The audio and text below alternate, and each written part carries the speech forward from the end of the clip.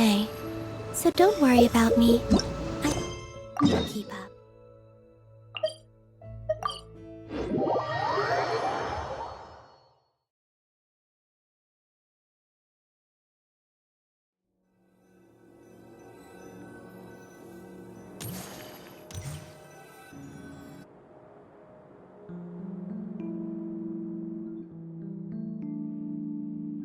See?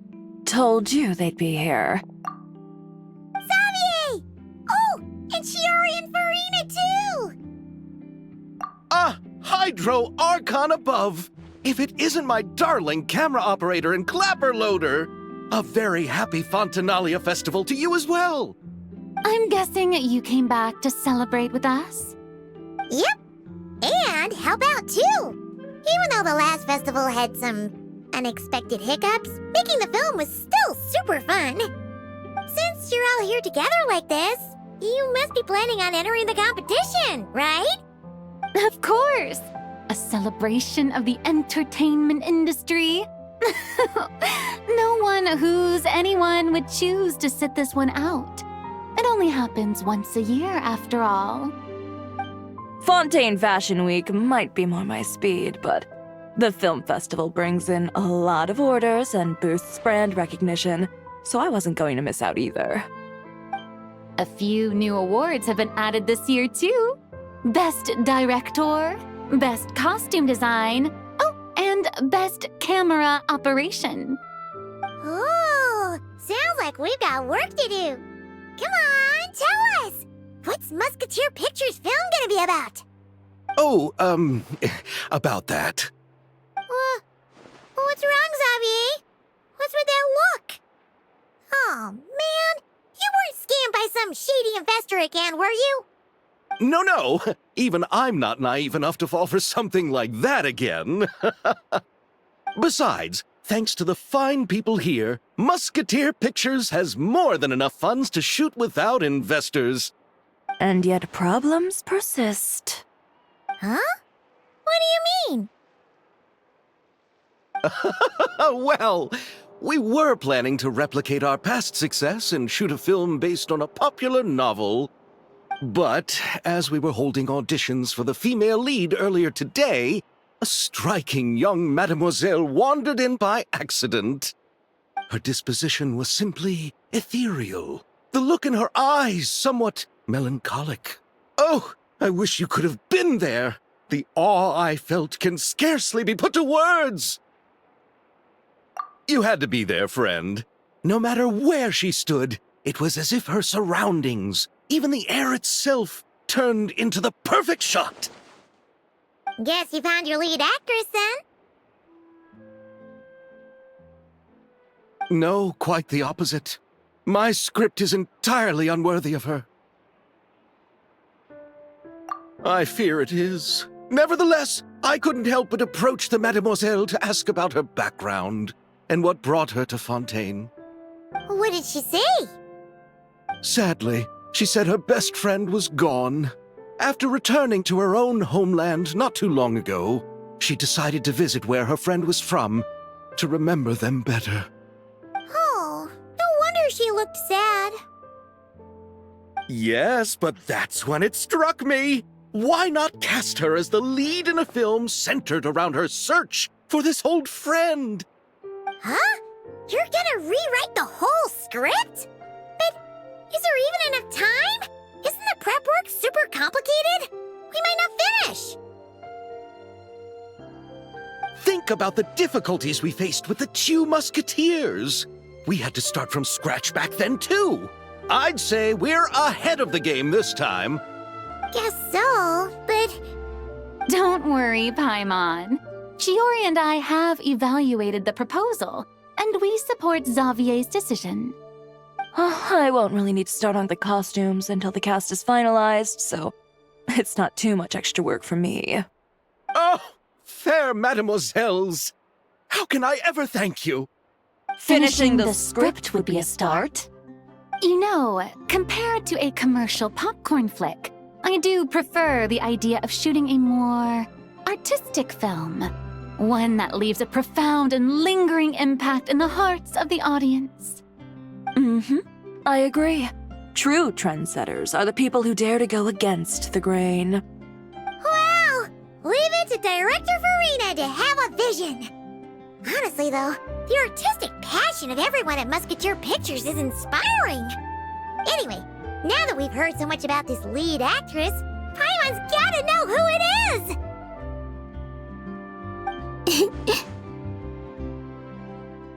Ah! Columbina! What are you doing here? Hello. I was just walking past when I heard you talking about me, so I came over. Huh? You know Miss Columbina? Of course! Wait a second. Does this mean Columbina is the actress who inspired the whole rewrite?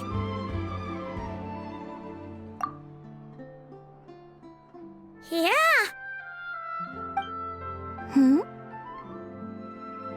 Wait, so did you make the trip by yourself, Columbina? Yes. I mentioned how I wanted to visit other nations once things settled down in Notcry, remember? So I went to the curatorium to ask Never for advice.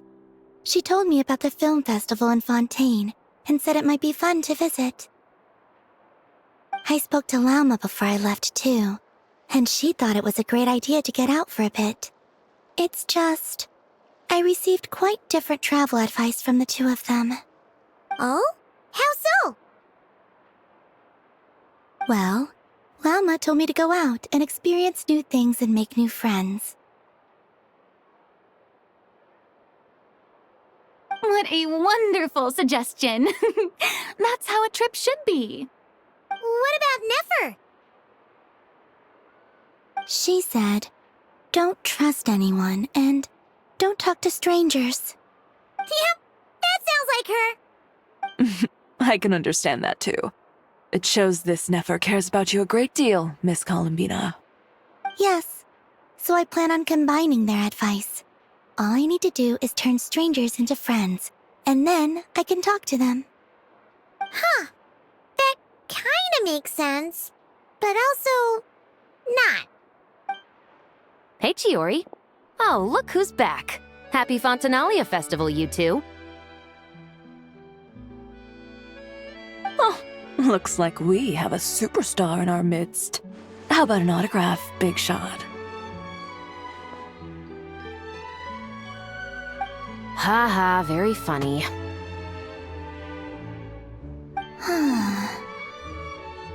All settled then?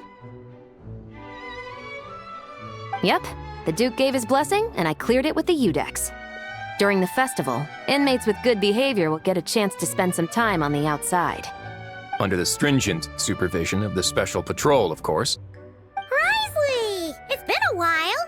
Happy Fontinalia Festival! Does that mean Veronique and her brother will be at the festival? During a specific window of time, sure. Doesn't hurt to give the inmates something to look forward to. A little sun'll do them some good, I think. This is a friend from your travels, I'm guessing.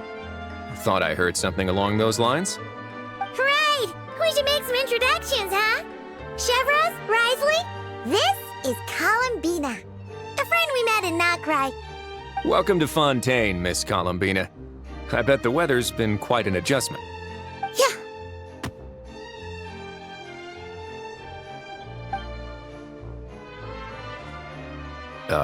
And not the good kind, I take it.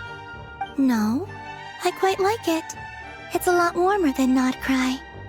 Then what was the punch for? Oh, should I not have done that? The flowers that bloom here are so vibrant, and the people are so kind. I just wanted to become friends as fast as possible. Ah, so that was meant as a gesture of friendship. Is that right, Miss Columbina? Mm-hmm. Isn't that what friends do? Right. Might have been a bit premature in this instance, though. Your friend here is quite the character.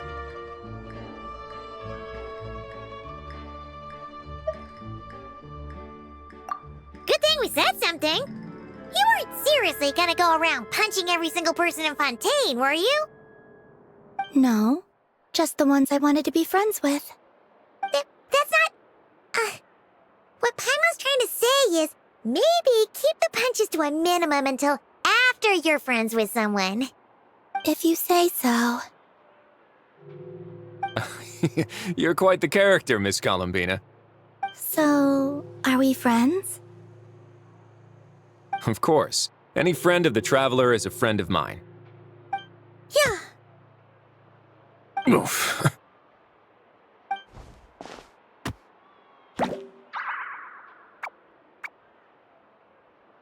When it comes to friends, you sure know how to pick 'em.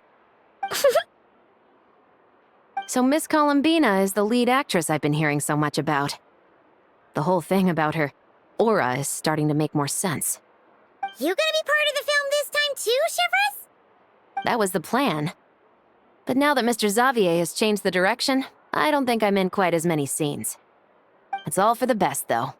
A different crew asked me to help consult on some of their musket work. Oh, sounds like our trusty musketeer is as popular as ever. I'm just going where I'm needed. I'm more than willing to help with whatever this production needs as well. Ah, well, speaking of, would you happen to know if there are scenic locations around the court of Fontaine that other crews haven't booked? The festival's pretty popular this year, so there's not a lot left. You might just have to talk it over with the other productions and see if they'll let you squeeze in here and there. I see. Having trouble finding a filming location? Yes, we made a last-minute decision to go down a different route, so the indoor locations we reserved are no longer a good fit. And it looks like all of the best outdoor spots have been taken. You know, I might know a place. Good views, good atmosphere, and no production team has snatched it up. That sounds perfect! Where is it? You want me to reveal it just like that? Come on, let it be a surprise. As much as that sounds riveting, I think we should divide and conquer. You go do that, and Director Farina and I will take Miss Columbina around the city to discuss lighting and styling. Is that all right with you, Miss Columbina? Traveler? Yeah, everyone here is our friend. So don't worry about a thing and just focus on enjoying your trip. Okay. All right, then the Traveler and I will go check out this potential filming location. It might even give me some inspiration for the new script. I'll leave this to the Duke then. Until later, everyone. Maybe we'll run into each other on set. Okay then. Lead the way, Risley. Paimon's not built for suspense. Let's get this show on the road. Who said anything about roads? Huh?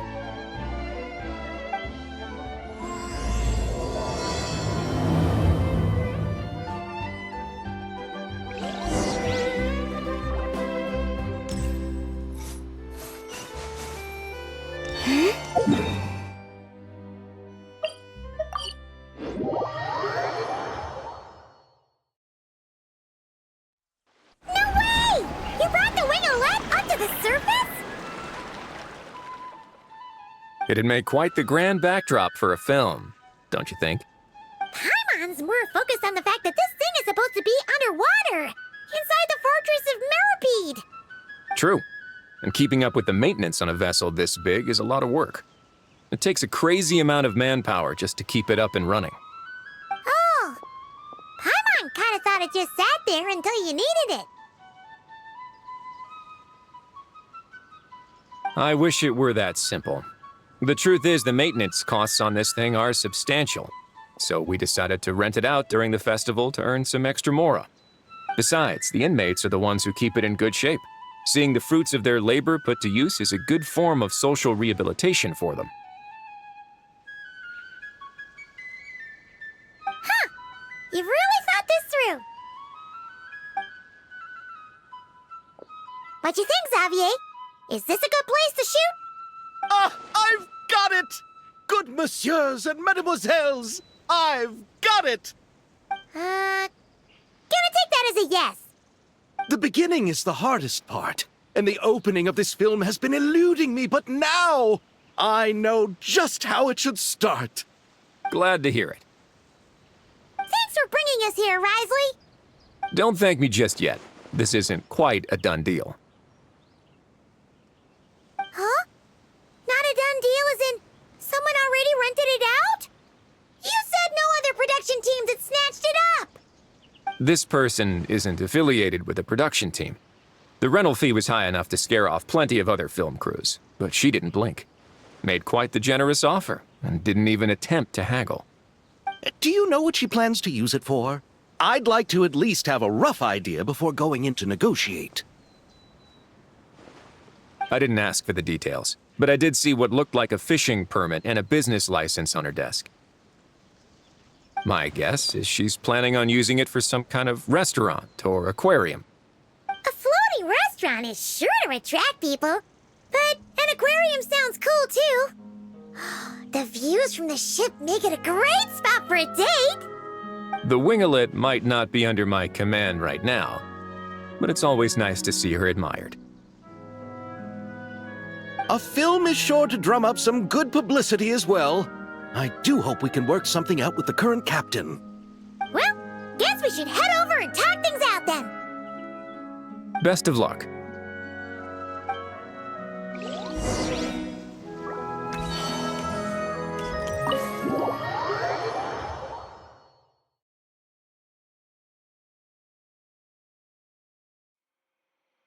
Wow! The winglet seems even bigger up close.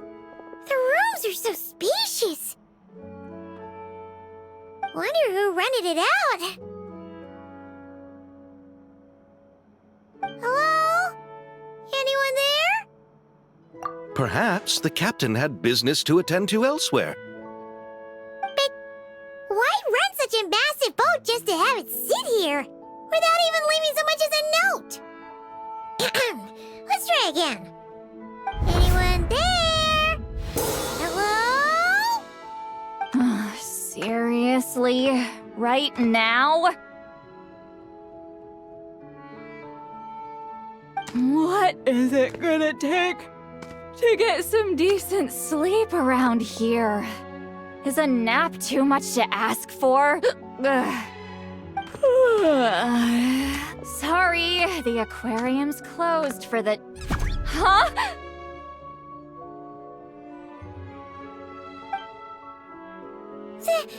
See Lolly? Traveler! Paimon! Hold on.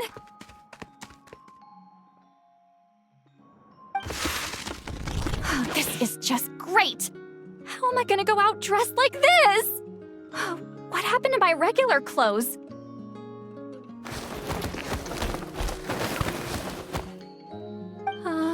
The wash! I put them in the wash after I drank too much and fell into the fountain. Oh, this can't be happening! Am I seriously gonna go out like this?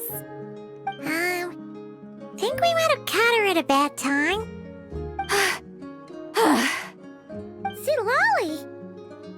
I don't want to hear it. Hear what? A single word about what I'm wearing. No comments, none. Is that clear? Oh, yep. Crystal. Huh? You think so? No, wait, I told you not to say anything! What was... Her thoughts. I heard her thoughts. How could I forget about that? This is so embarrassing. I seemed a little too pleased to get that compliment, didn't I? Wait, the mind reading went both ways. Does that mean the traveler's hearing all this too? You clearly did! Huh? What did we do? Paimon's not following. Nothing. It's nothing. Let's just move on. Did you need something? You're not here alone, I see. Hello, I'm Xavier, a film director and producer from Fontaine. I meant to introduce myself sooner. I just didn't want to, interrupt. No wonder we ran into each other in Fontaine of all places. You must also be in town for the festival then. That's right! We're helping Xavier with his film. In fact, we were hoping to shoot some scenes on this boat. You're the one who rented it out, right, Seed Lolly? Me? Rent a boat?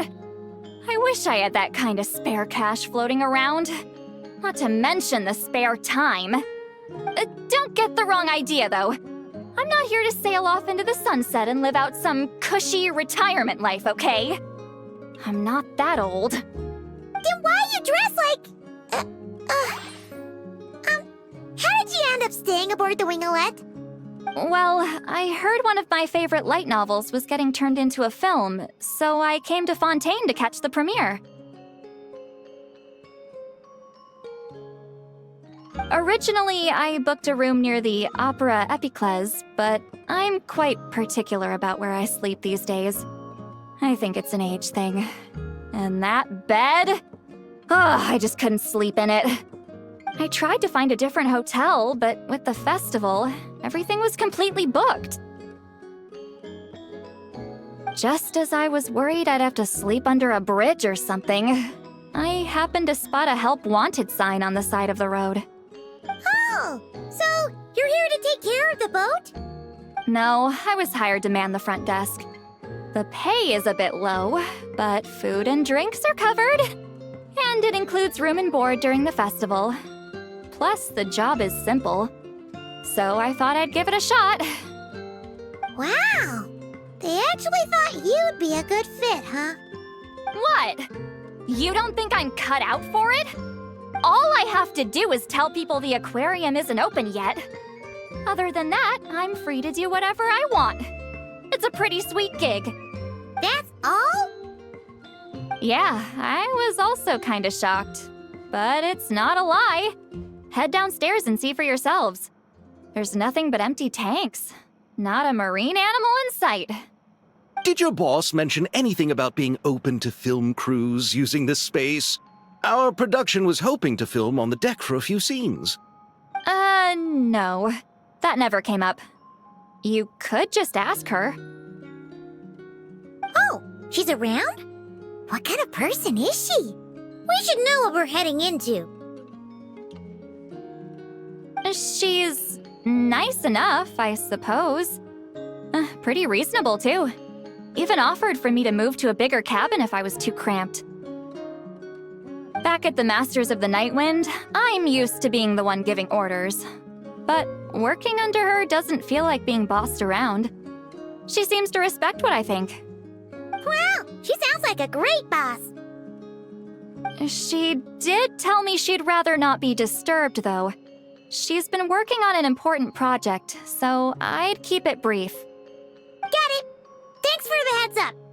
All right, the captain's quarters are this way. I can take... Wait. But I'm wearing... whatever. I doubt she'll care. Just follow me.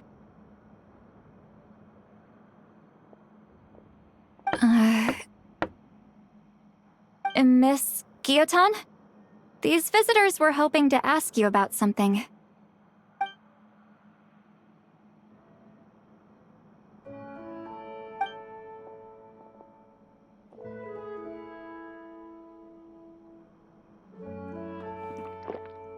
I thought I said to limit the interruptions. Just tell them the aquarium is still...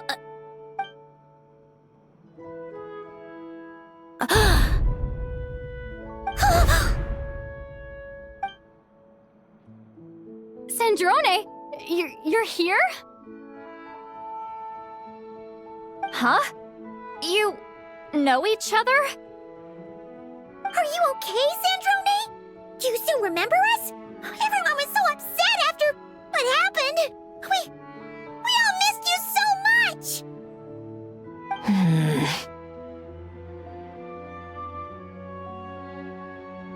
Miss Seat Lolly, why don't you escort this gentleman to the reception area for a cup of tea? I have something to discuss with these two in private. Ah, I see. Right this way, Mr. Xavier.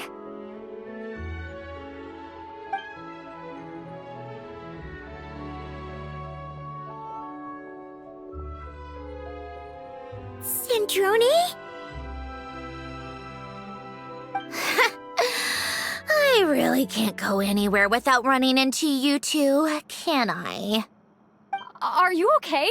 During the battle, your core, it was... Destroyed by that bastard Dottore. That's right. But as you can see, I'm fine now. No major issues. Or at least, there shouldn't be. Oh, what a relief! Oh, why didn't you tell us sooner? Or come back to see your friends? Now that I have the chance, I just want to say... Thank you for saving me. Huh? Don't get the wrong idea. I only saved you so we could complete that formula and defeat Dottore once and for all. Even if he did crawl back from the grave to make us all miserable again. That doesn't matter. You're still a hero. All right. But it wasn't just me. All I did was lend my brilliant mind to the cause and take care of one part of the plan. Although, I'm not denying it would have fallen apart without me. You got that right. You're amazing. But how did you go from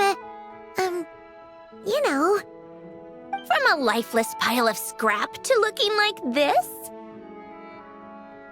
Well, my mom was trying to put it a bit more gently, but yeah. Where do I even start?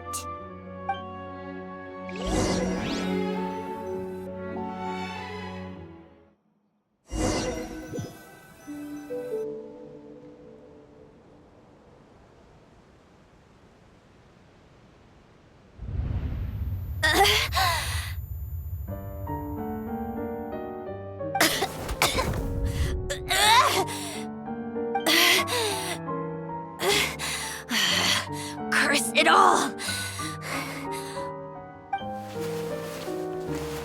Where am I? Did we do it? How much time has passed? I'm not in one of that lunatic's experimental labs, am I? Wait, Fontanian decor. Books from the Research Institute. Phew. One thing at a time. Initiate self-diagnostics.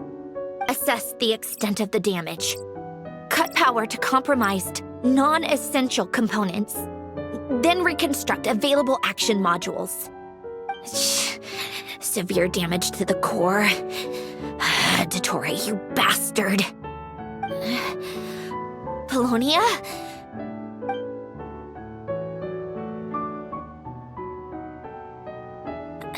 Polonia, wake up! Activate!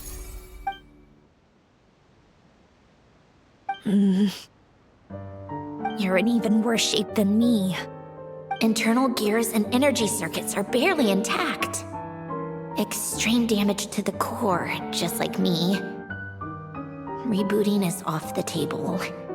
Even if I could repair the damage, I don't know if... You used up all your critical energy in those final moments, didn't you? To protect the core of that guy in the hat, and the numerological array. Wait, the array. Yes! The prototype is still here. But can I even run it in this state? Whatever. I have to try. I just need to confirm one thing. Activate the numerological array. Connect the computing core to my body. Just like I thought. It needs too much computing power.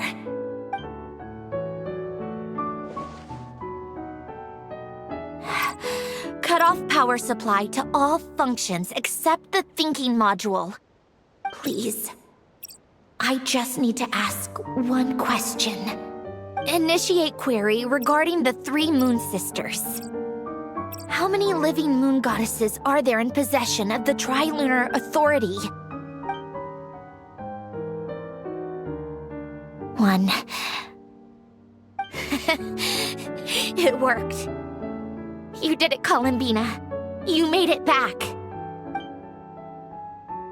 But how did I survive? The self-diagnostics showed damage severe enough to shut me down for good. What triggered the reboot? A built-in message? Only visible after a core reboot. The final gift. Alen! Were you the one who gave me the second chance? But why now? What activated it? What is that? A vision? Wait, no. It's a stellar linchpin?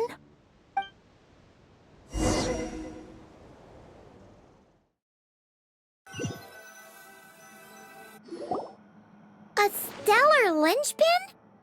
What's that? You can think of it as a rare kind of vision. As for what causes one to manifest, well, that's still unknown. But in Snezhnaya, or in Afatui's research at least, it's believed to have some connection to the third descender. The third descender? We knew his remains were used to create the Gnosis, but this is the first we're hearing about a stellar linchpin. You knew about the remains? Right, of course. Look who I'm talking to. Yes, the Heavenly Principles used the remains of the third descender to create the 7 Gnosis as a means to consolidate the Archon system.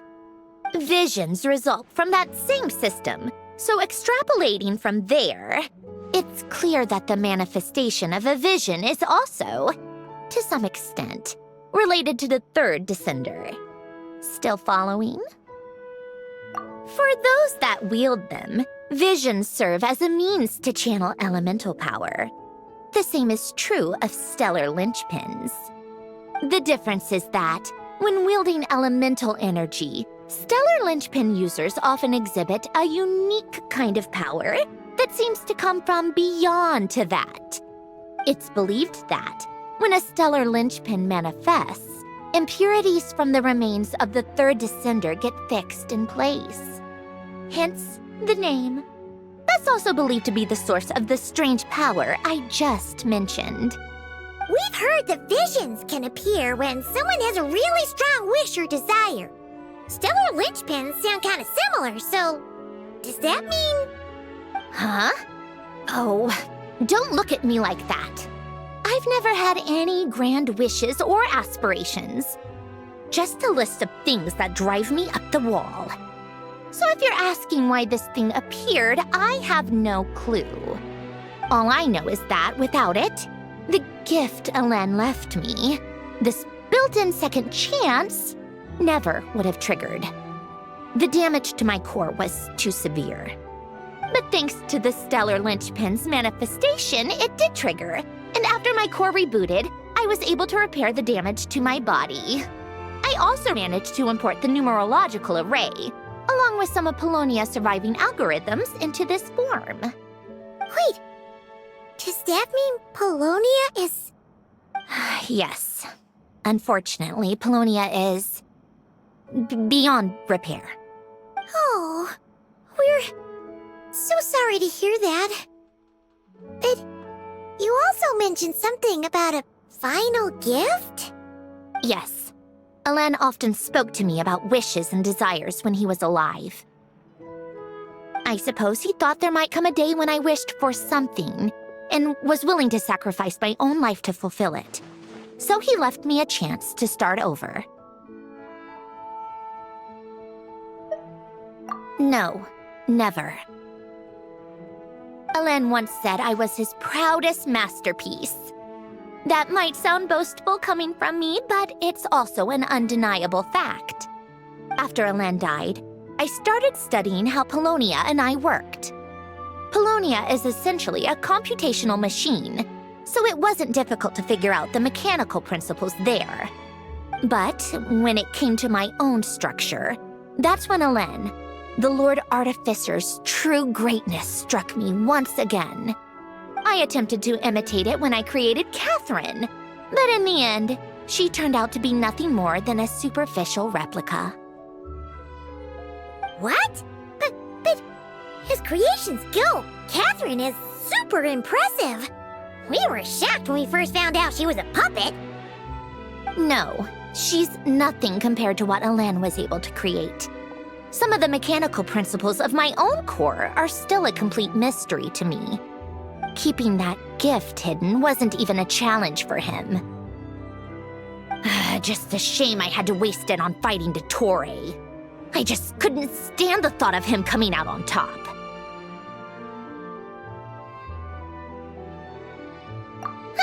If you put it that way, the world owes me a whole lot then, doesn't it?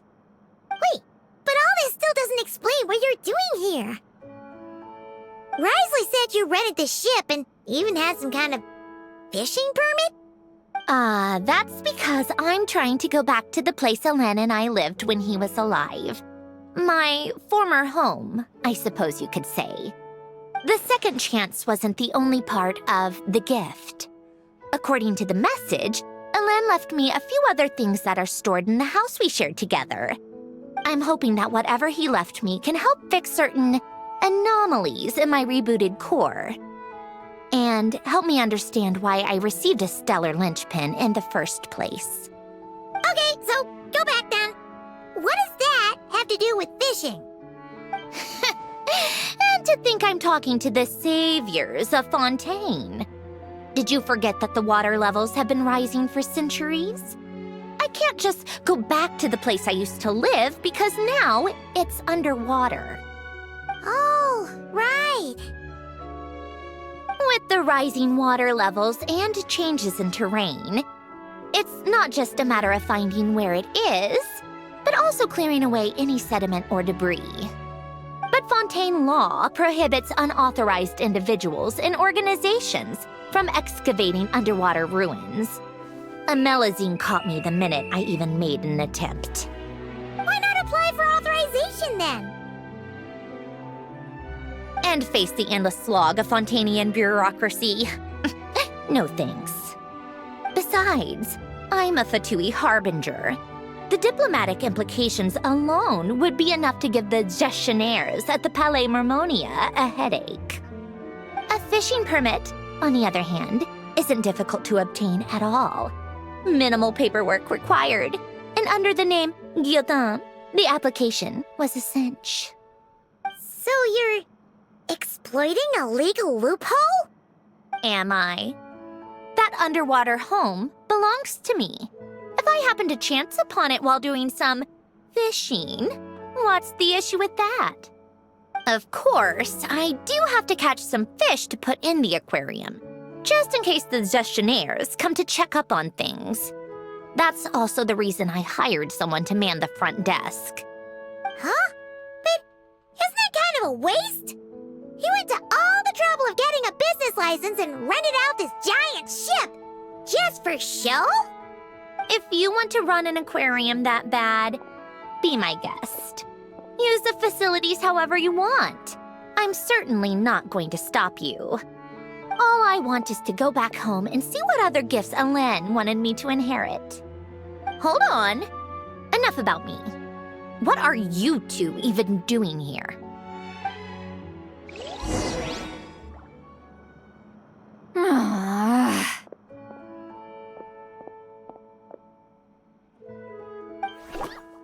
Seriously? They've been in there forever. The reaction when they saw each other was strange, to say the least.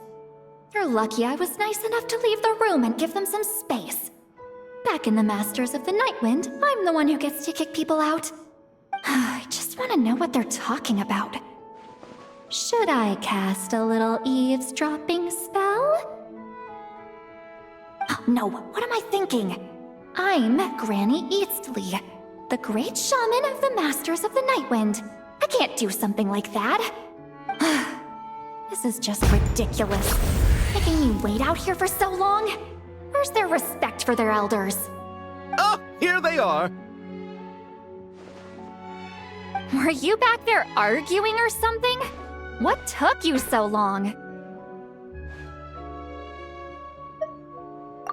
The two of you are already acquainted with Miss Guillotin, then? Oh, yep. But don't worry, we got everything sorted. Sandrone agreed to let us shoot on the ship, but it has to be when she's not here. When she's not here? That's right. You'll excuse me if I didn't exactly ask for this little reunion. I wasn't planning on seeing anyone. Like I said, my core is severely damaged. Even with the gift, there are anomalies that are making things unstable. I don't even know if I can continue to function without issues. So the priority is to fix these anomalies and get answers to my own questions. Then, I can see the people that need seeing. Anyway, just let Sandrone know when you plan to film Xavier, and she'll, steer clear. I do hope I'm not causing Miss Guillotin too much trouble. No! She just wants to keep a low profile for her own, complicated reasons. She doesn't want anyone else to know she's here. Understood. I'll be sure to keep that in mind. Oh, and see Lale? Huh?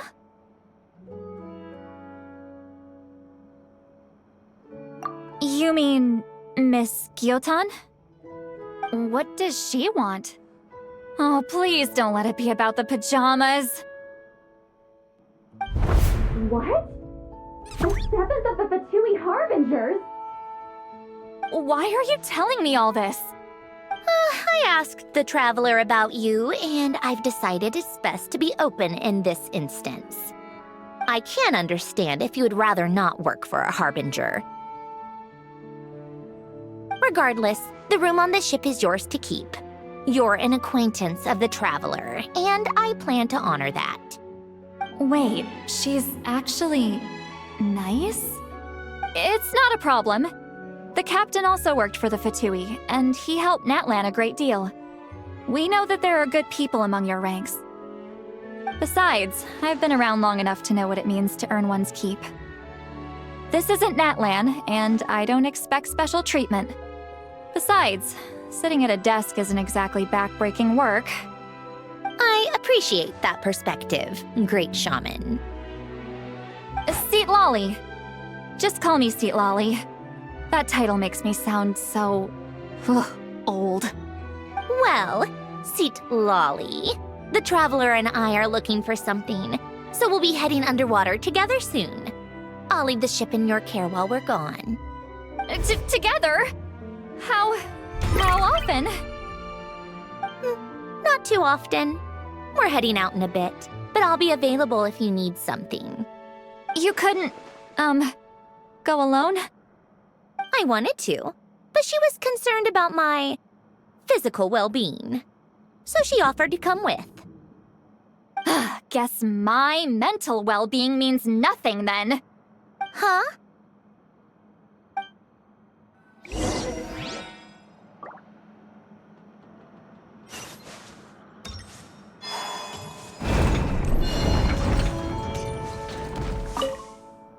All right.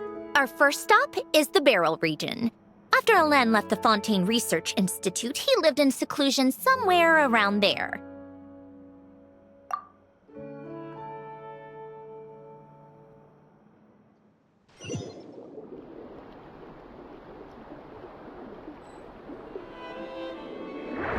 Huh. This place has changed a lot. Guess I really have been gone for a long time. Let's look around and see what we can learn. Oh, and don't forget to catch a few to take back. We need to keep up appearances, remember?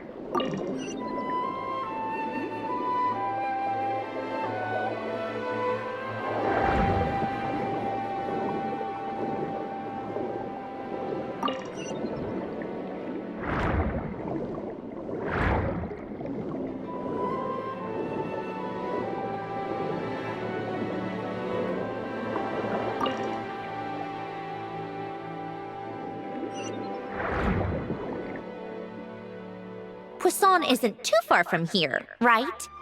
It's all a bit nostalgic, I guess. Back when I lived here, all this was still above water.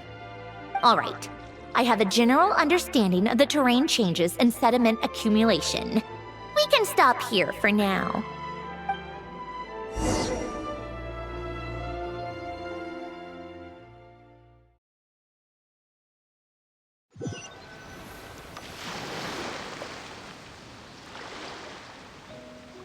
That went smoother than expected. I appreciate the help. No problem. You doing okay though, Sandrone? Seeing your home look nothing like you remember, that can't be easy. I'm fine. Times change. People change. That's the one thing you can actually count on. I made peace with that a long time ago. You should head back and put them in the aquarium tanks. We finished ahead of schedule, so your crew is probably still on the ship. I'll follow in a bit. Right. Xavier said he was gonna test out a couple of shots.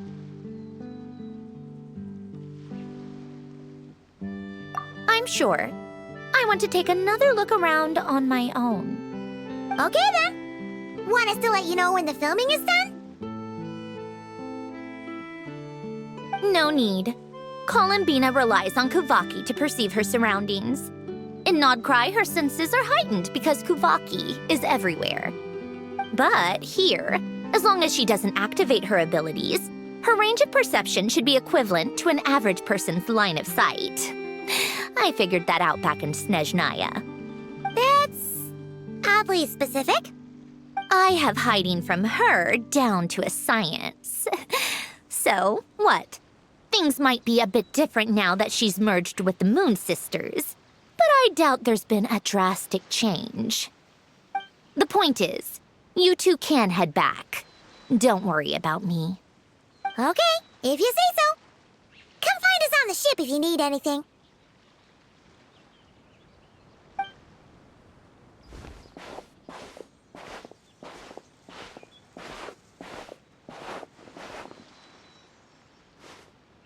What did you leave for me, Elen? Did you know I would come back? Or did you make it so I would have to?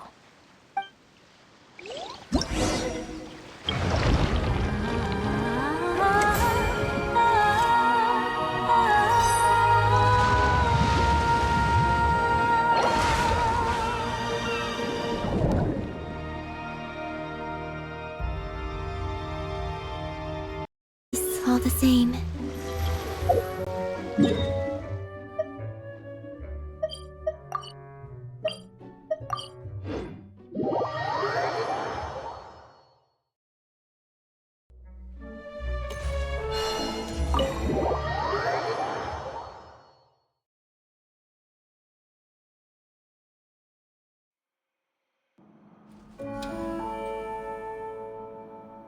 Xavier, we're back! Shh! Quiet on set! They're filming over there. Oops, sorry.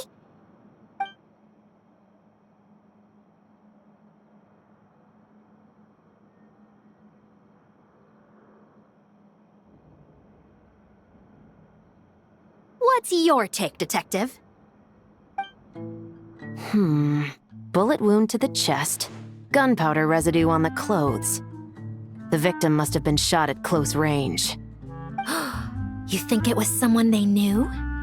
Yes. It's possible the suspect arranged for them to meet at this very spot. A reasonable deduction. But you're overlooking a crucial clue. What? The victim's pocket watch is missing. And cut! I think we got it! Good work, everyone! Phew, finally. Acting was nerve-wracking for me when I first tried it too. Just loosen up, and you'll get used to it in no time. Chevras! Charlotte!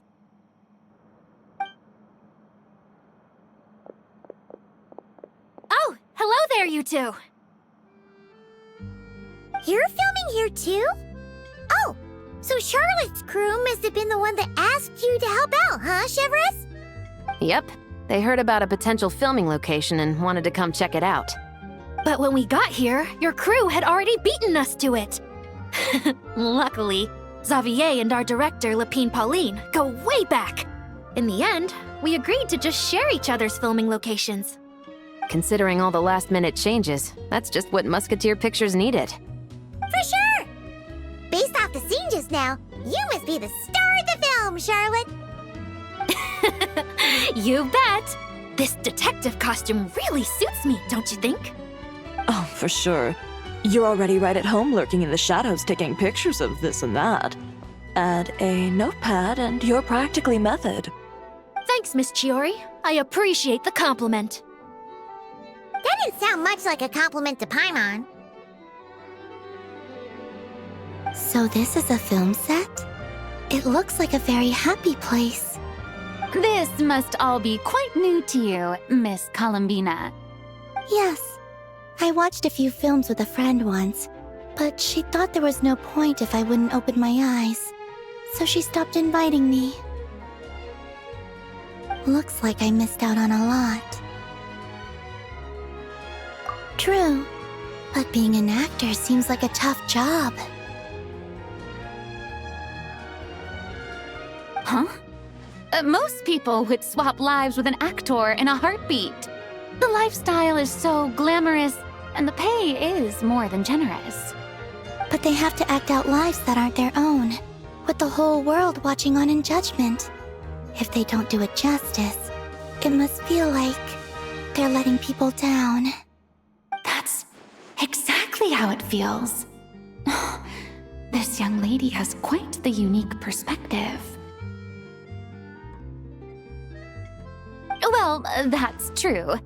But these actors are here because they want to be and they think it's fun. Most of them, at least. Not to mention, the film we're shooting is based entirely on you, Miss Columbina. You just need to be true to yourself. I don't have to pretend to be someone I'm not? Not at all. Authenticity is what we're after.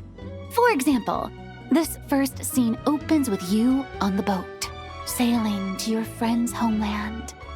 You just need to think about that moment in the story and picture how you would feel. Oh, okay. We're all here? Wonderful! Let's head to the deck and get shooting.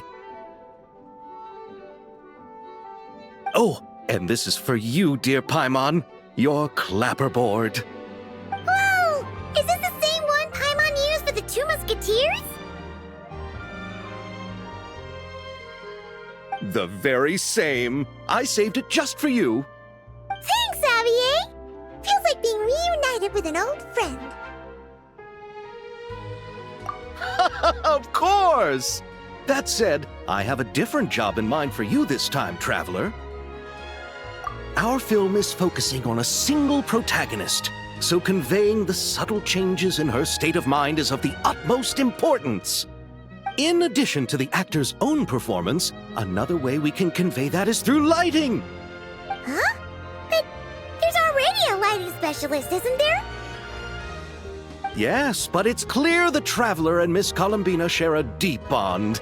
You might have a better chance of understanding her frame of mind in certain scenes. Oh, that makes sense. So, what do you say? Willing to take on the role of lighting specialist?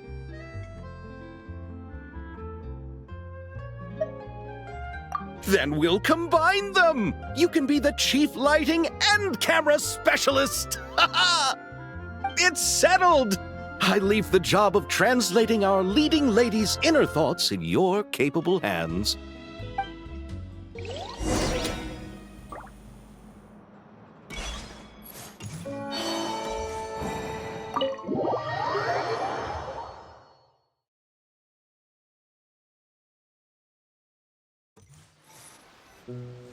All right, without any further ado, it's time for production on our film, A Homecoming, to officially begin! Turning it over to you once again, Director Farina. All right. Positions, everyone! Camera operator, clapper loader, get set up.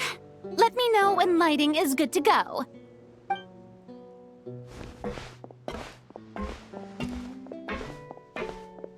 All you need to worry about, Miss Columbina, is hitting your mark. Other than that, just focus on immersing yourself in the emotions of the moment. Okay. Good. Lighting, are we ready?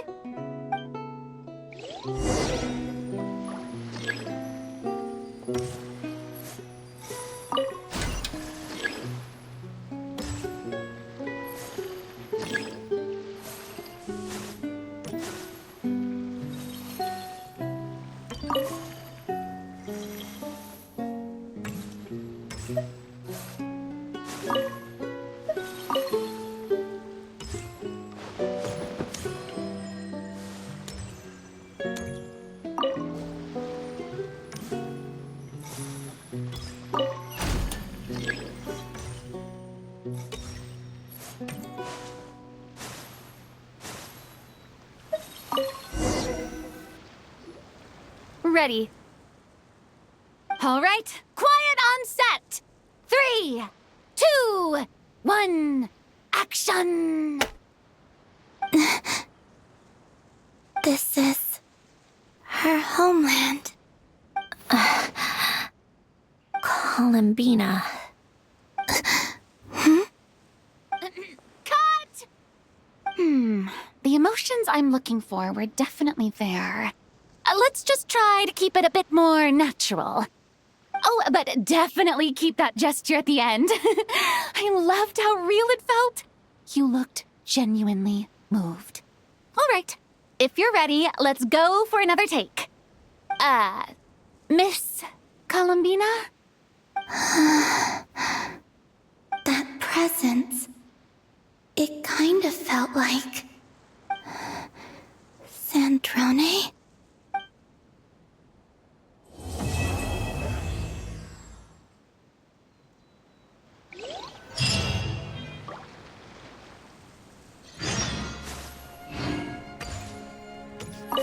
Terrific performance, Miss Columbina! Truly excellent work. Thank you, Director Verena. You really don't mind me not taking off my eye mask? Not at all. Xavier and I already talked it over. The character is based on you, so there's no need to change what you're accustomed to doing. Besides, the mask could become one of the defining traits of our film's leading lady.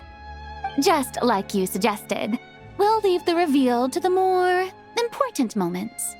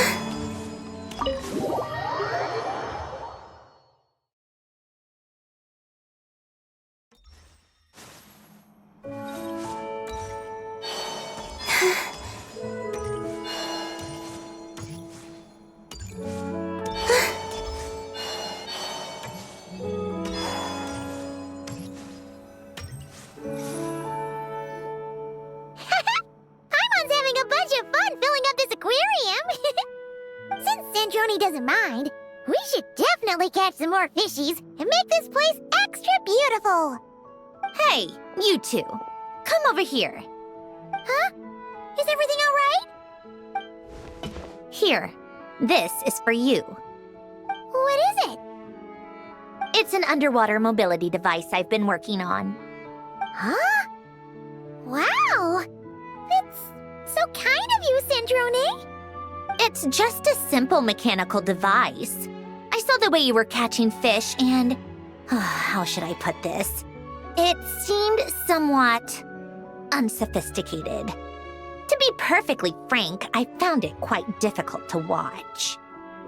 Was it really that bad? It was inefficient, unskilled, and completely and utterly inelegant. No need to apologize. Everyone has their own ways of doing things. But seeing as you plan to keep adding to the aquarium, it might be best if you use this device. The waters of Fontaine are home to more than just harmless ornamental fish. There are plenty of predators who could do you some real harm. This device will not only help you fish, it'll also help you flee. All right. Oh, and if you're going for a swim, go now. And don't forget to tell me what you think of the device. I can always make more adjustments if you have any feedback.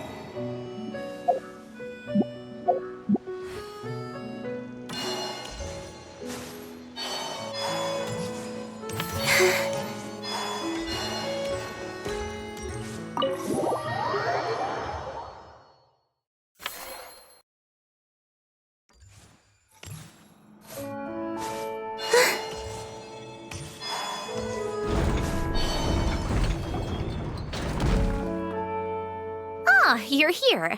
We should get going then. Xavier and the others should be filming soon. How's it going? Have you managed to figure out the location of your home yet? I've narrowed down a few potential locations. We just need to take a sample from each one. Once the equipment analyzes them, we should know the exact location and where to find the entrance. Great! We should get started then.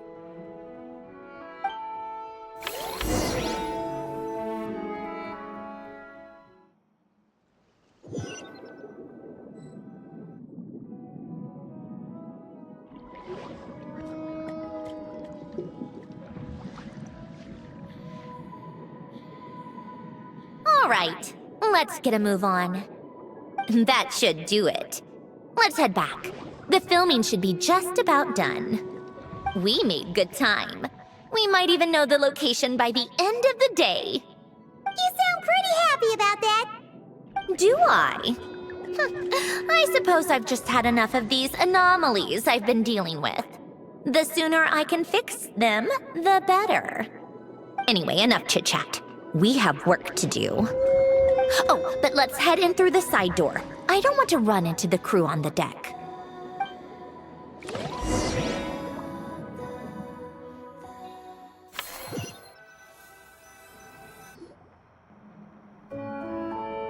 All right, now we just need to wait for the results. Since we have some time to kill, I suppose I might as well see how this aquarium of yours is coming along. You seemed quite enthusiastic about it, after all.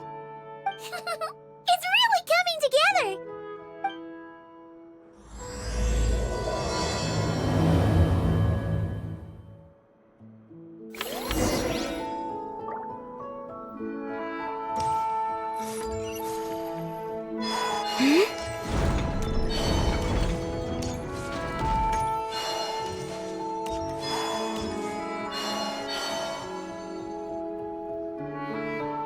Oh, kind of impressive, actually. These must be the ones we caught the first time we went underwater. Like it? It's fine, I guess. Nothing special. Come on! It sounded like you really liked it just now! You're that proud of it? Is this a sense of accomplishment or something? Well, yeah. And it's pretty! You know it's gonna be gone soon, though, right? What do you mean? After the festival, this ship will be returned to the fortress of Meropide, and this aquarium will be no more. So?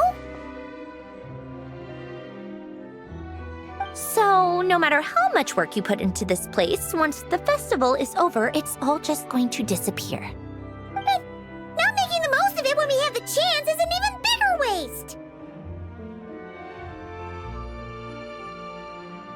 But if you know it's all going to be gone one day, why even bother?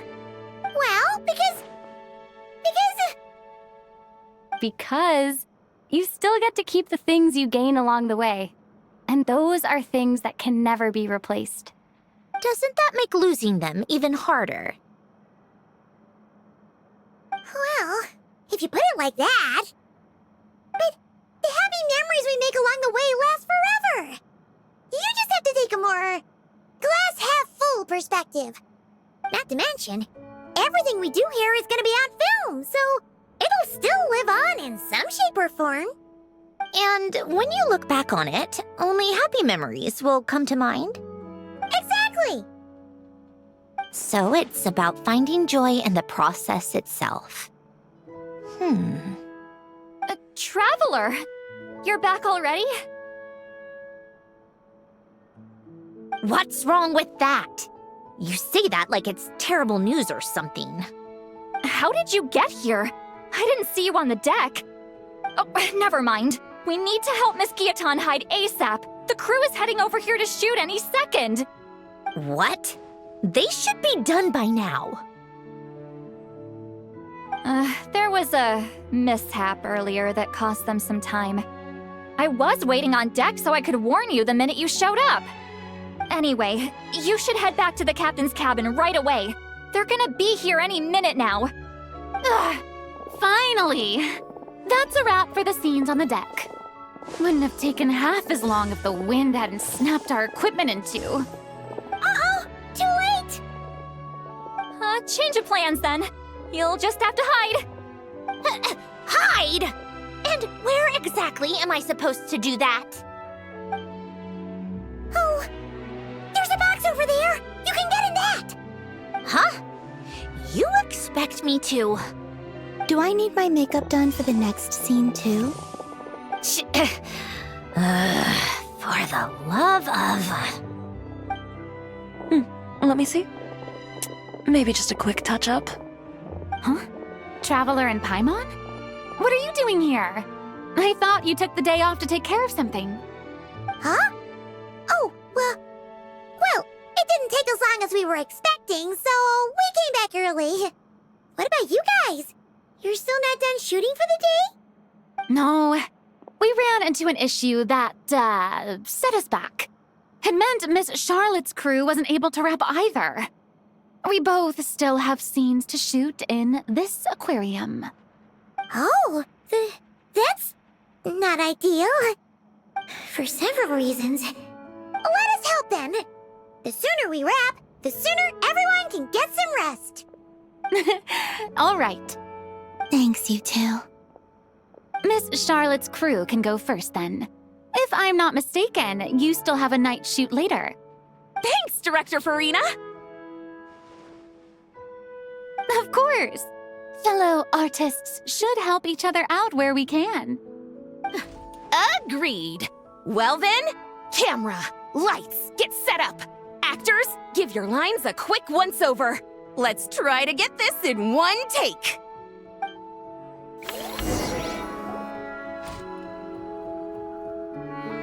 All right, places, everyone! And 3, 2, 1, action! So, the story ends like this. But when Duke St. Germanus departed, he clearly said that everything was beyond redemption. Huh? That sounds familiar. Wait, it's from that novel I came across while researching the numerological array. He's only a genius when it comes to mechanics, and everything else, he's just an ordinary person. Tch.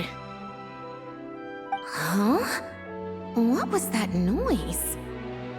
Whatever, I'll just fix it in post. Miss Jacoba, please don't speak as if I were the accomplice. Not so hard. This box isn't sturdy enough for that. This is why I keep saying, don't put too much trust in Clockwork Mecha. Unlike humans, machines don't have a heart. A heart? That's right. It's what's on the inside. It's also referred to as someone's soul, or likened to free will. You can think of it as a person's core, what makes them unique. In general, though, people don't believe machines are capable of having a soul. You said my emotion module was faultless. It is, but that's not quite the same thing. Do you think I have one then? A heart? I don't think so. I know so. The question is, do you recognize it within yourself? That's where you're wrong. I can't believe this. Forcing me to hide in a box and listen to this drivel. Me. In the end, clocks tick through tranquil years. Fish swim in crystalline springs. No matter how grand a dream is, it will fade away like this. Forlorn, wordless, silent. And cut. That was a long one. What did you think? If she makes them do another take, I'm going to flip a lid. And not just the one to this box. Oh, there were some weird audio things going on, but acting-wise, it was great. It's a keeper.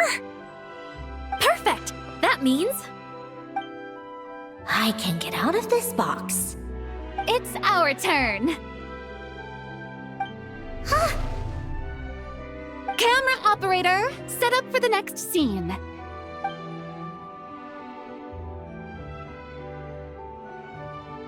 In this one, our protagonist peruses an aquarium in a foreign land and gets swept up in memories of her friend. So, in terms of lighting, that's the vibe we're going for. Got that? Shoot. Paimon thought there'd be a break and Sandrone could slip away. What are we gonna do now?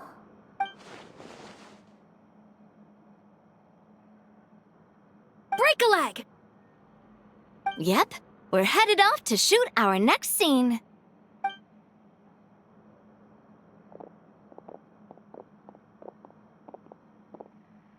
All right, quiet on set. We're about to start rolling. Ready, Miss Columbina? Miss Columbina. I think she would like this. Quick, we should roll on this. It doesn't forage with the others, or prey upon its smaller kin. Instead, it remains where it is, cradled in the coral's quiet beauty, as though the raging cyclones above are of no consequence. And yet, she still stood before the cyclone in the end. So I think that story has it wrong. She is no different than us. She has a heart. Columbina.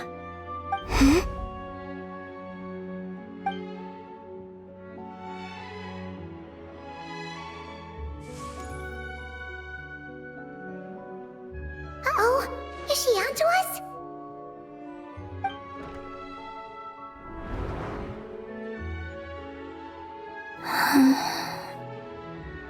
What is she doing? Cut! You okay, Columbina?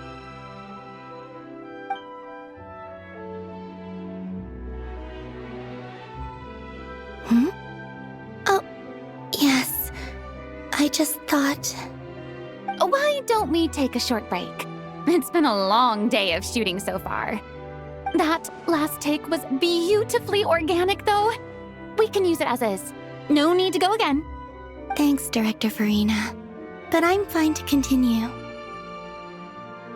You're sure? In that case, let's shoot some quick B-roll. Then we can move to our next outdoor scene.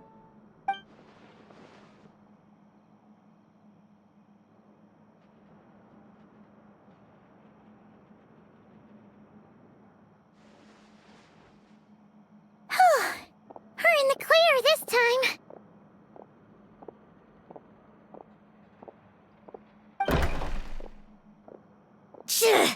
Ugh! Absolutely suffocating. You okay, Sandrone? Right as rain. Come on, let's go check the test results. It's time for me to go home.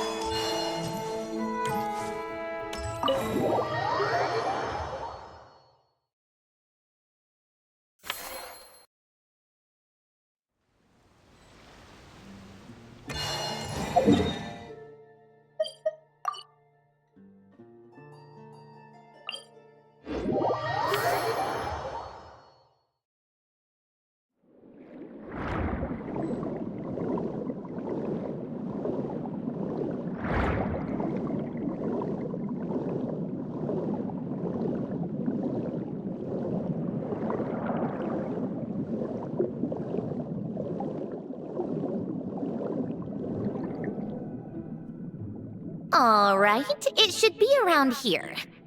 Give me some space. I'll activate the water insulating mechanism.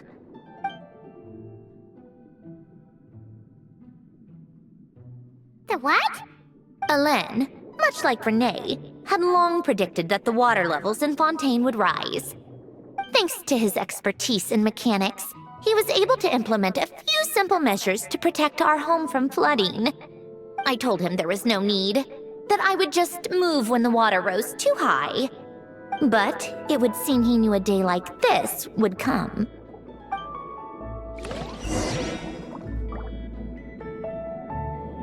All right, the silt has been cleared away.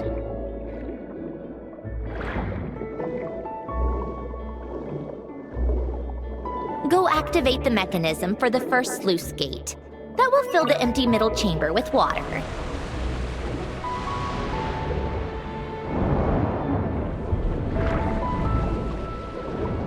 All right, now turn on the drainage mechanism in front of the second sluice gate, and this chamber will become empty once again.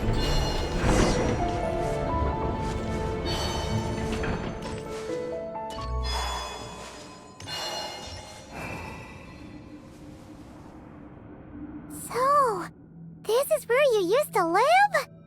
It's beautiful! There's even a garden! Back when I lived here, it was my job to tend to the potted plants and flower beds. Still growing strong even after all this time. Who would have thought? If the weather was nice, I would take Alen out in his wheelchair and we would go for a walk.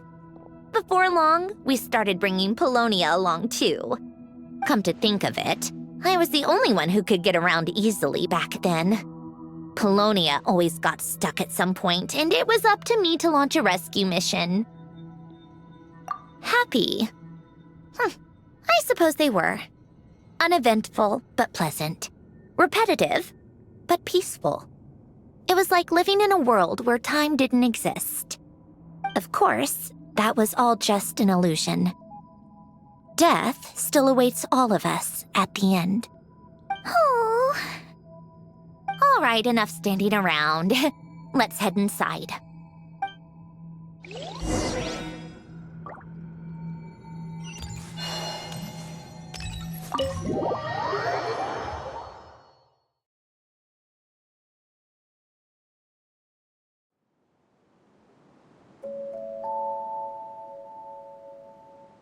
Yep, this place is exactly how I left it. Nothing has changed. What is it? Huh? How did you get... Oh, Arlecchino gave it to you, didn't she? And you... read the whole thing. Just so you know, a lot of that was written a long time ago. At that very desk, to be exact. Anyway, since you've already read it, you should just hold on to it. I can always start a new one. Well, feel free to look around. I'm going to start looking for the gift Alen mentioned. Oh, but be careful with the stuff around here. I'm not saying you can't touch anything. Just try not to choke on the dust. Coffee. Tea.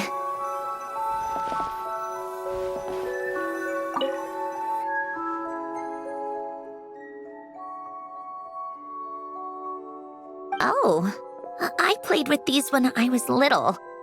During the first few months after I was created, I mean. At first, Alen and I would play together, but it didn't take long for me to become unbeatable. So, Polonia and I played together instead. Yeah, these don't look like Paimon's kind of games. Logic and math puzzles? Those happen to be my specialty. It's been so long. What do you say? Should we play a few rounds? Let's go with this one. The gears on the left are stacked from largest to smallest. The goal is to move them to the other side in the fewest number of moves. Just remember, you can't stack a bigger gear on top of a smaller one.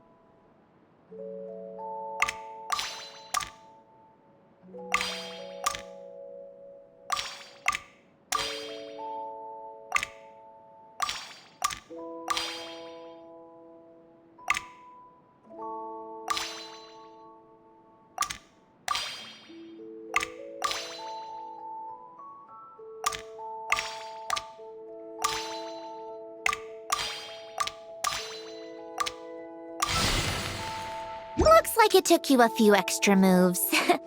My first attempt was the same. You'll get better with practice. Well, what did you think of the game? You showed quite a bit of promise, too. We should do this again sometime. There are other puzzles we could try.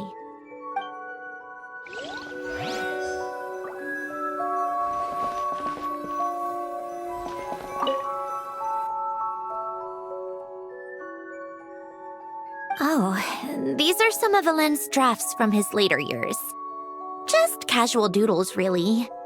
And these are just some unimportant letters. I couldn't be bothered to sort through them before I left.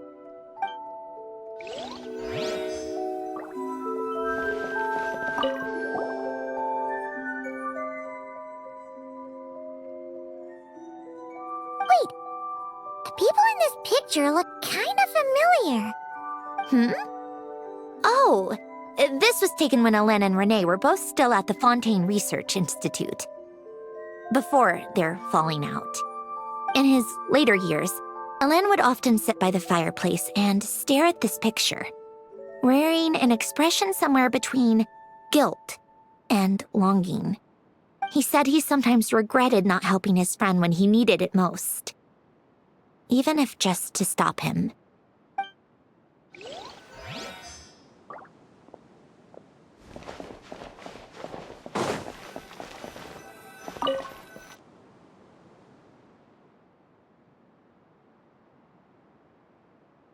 This was Alen's workbench.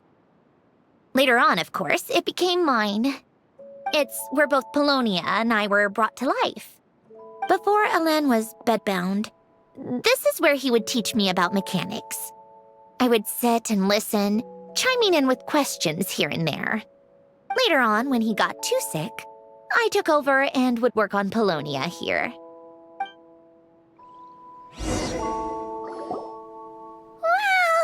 This house is filled with so many memories!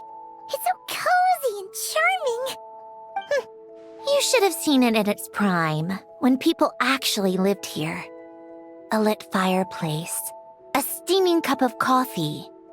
That's the real deal. You know, we also used to have a mechanical piano that Alen built. Ooh, how chic! Alen never played it much. He probably wasn't able to at that point. But I managed to teach myself. Music theory is essentially math after all. Once you learn the patterns, it's not really that difficult. I loved perusing Alen's collection of classical music. The chords and harmonies felt like individual mathematical puzzles. It was fascinating, so I did some composing as well. But as Alen continued to deteriorate, even the sound of music began to grate on his nerves. So I got rid of the piano.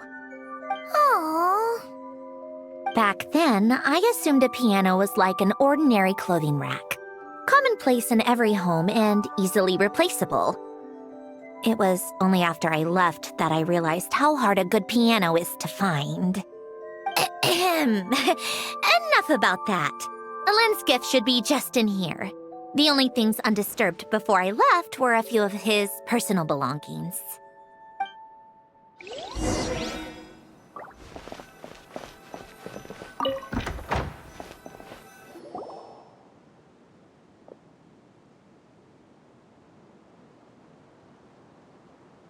Wait, there's a hidden compartment at the back of this box. Looks like it's locked with some kind of gear mechanism. Knowing you, Alen, I'm guessing it goes like this, then like this. Got it. Am I a genius or what? Let's see here. A box? Well, you gonna open it?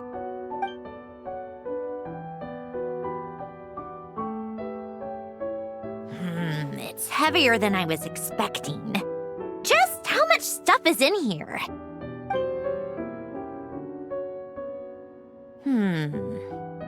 A letter? And a bunch of junk underneath it. None of it seems that important. Wait a second. This should be it. A cube? It's a multidimensional algorithmic core. Ellen would use it to store information. Only Polonia and I have access. All right, I'll start looking into the core and the letter. Feel free to go through the rest of the stuff and see if there's anything useful.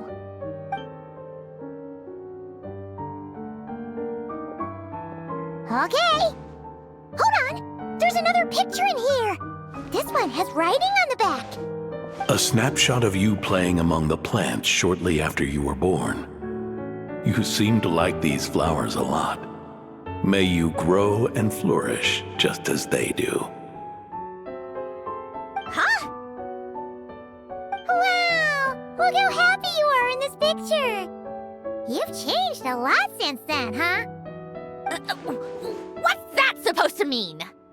Just that you come off kind of aggressive sometimes. Or, annoyed at everyone around you? Well then, people should stop being so annoying.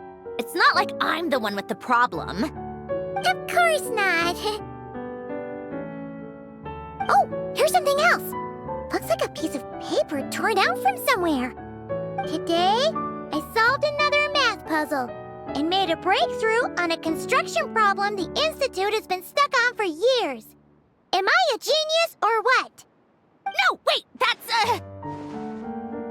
From now on, I should have people address me as Her Highness the Clockwork Princess, unraveler of all reason. Nope. No more of that. I thought I tore this page out.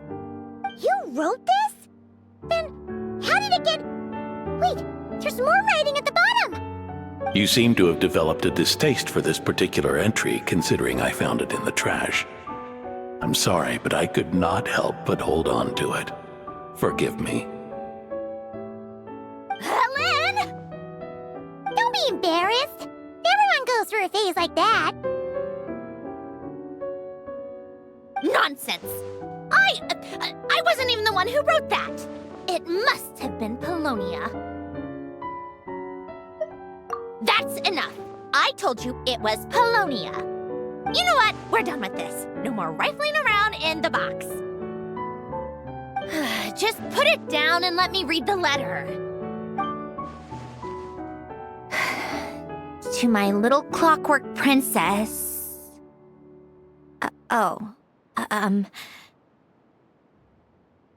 Not another word. Got that? If you're reading this. You've most likely received the gift I left for you. I just hope you didn't stumble across all this while cleaning out my effects or something trivial like that. I once asked if there was something you wished for. Do you remember that? I wonder if time has changed your answer. Regardless, I have another gift.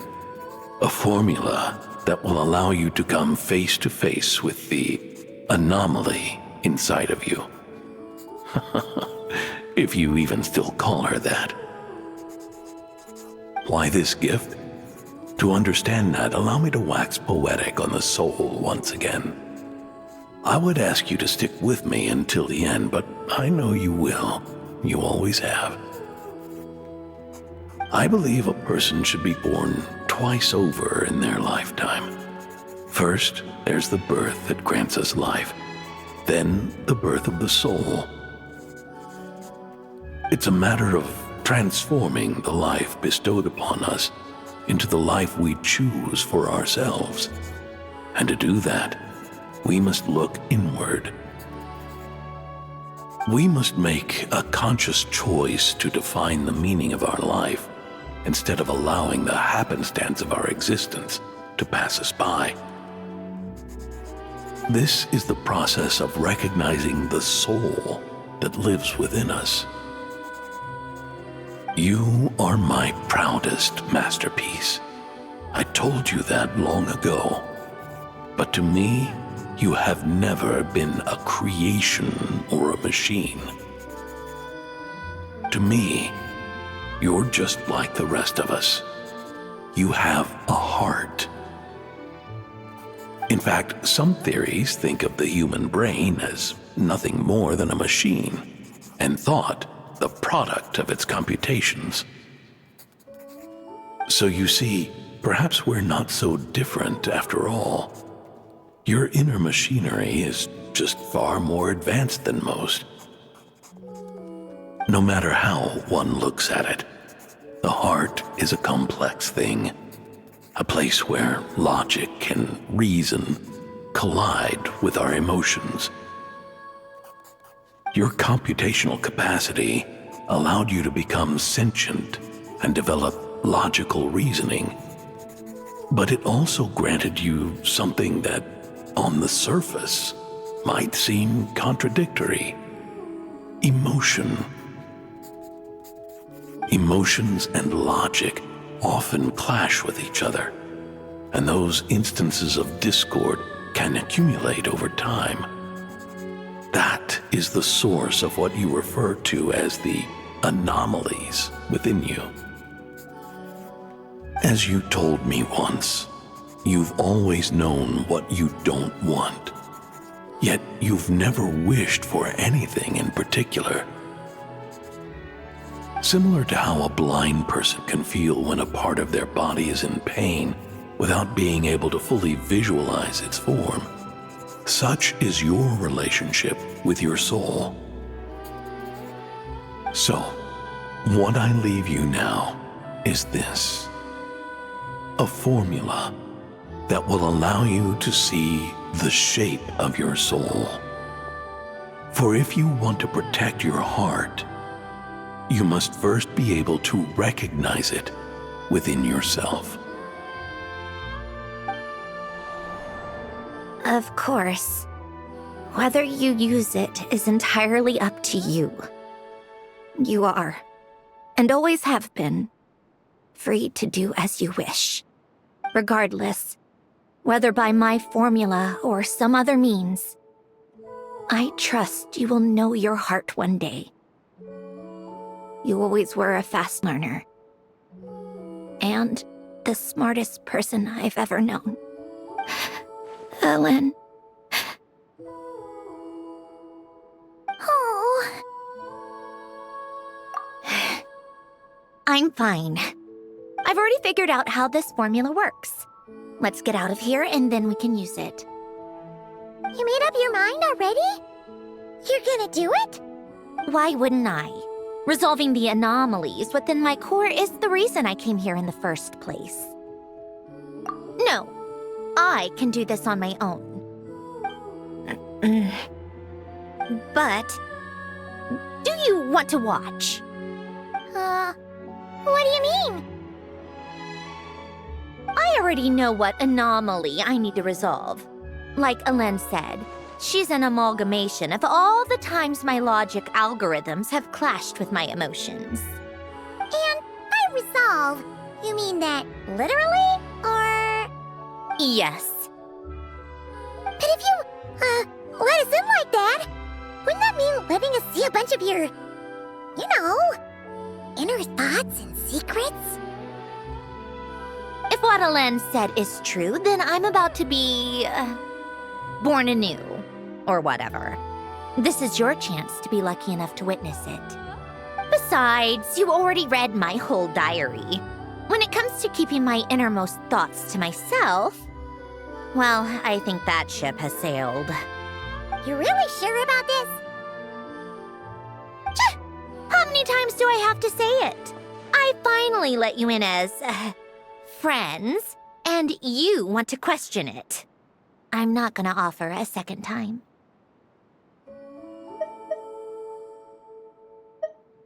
Enough with the mushy stuff. Just follow me.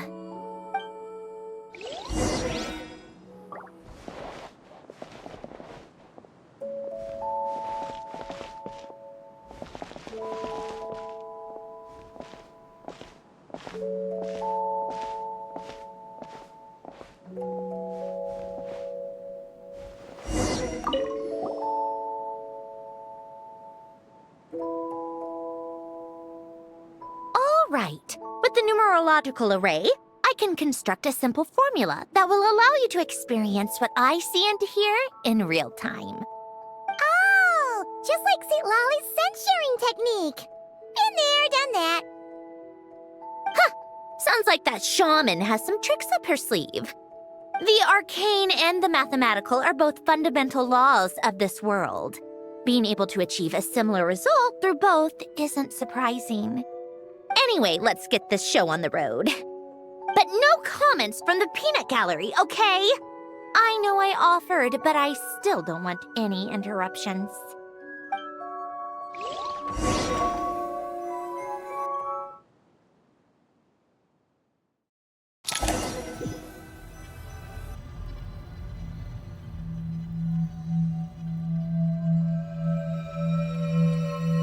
Is this my heart? No, it's probably just the result of a lens formula. A space dedicated to resolving anomalies. Huh. But it looks like the walls are all... mirrors? You made it. About time. Is that me? From the past? You just spoke of anomalies. Well, here I am. What happens when emotion contradicts reason? Shall we sit down and talk?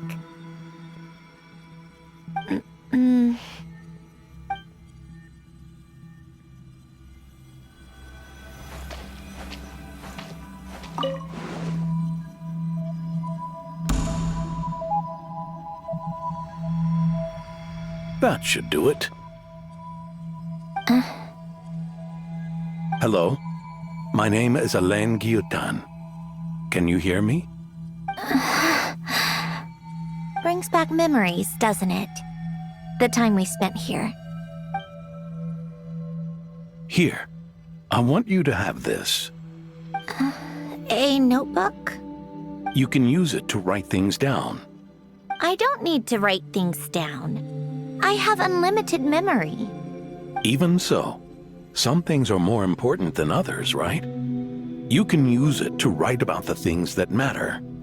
So you wish me to carry out a basic priority sorting operation? I suppose you can think of it like that for now. But journaling is also an act of finding oneself.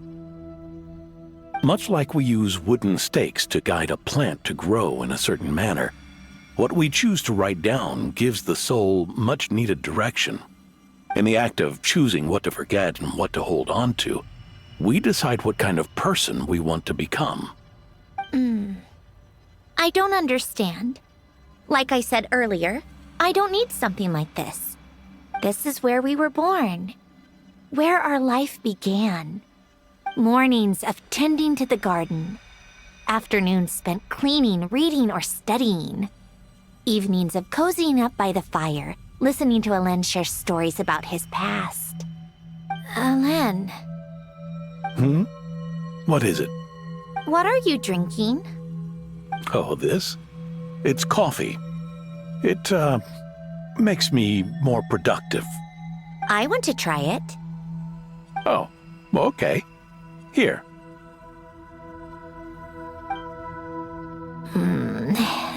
Bitter.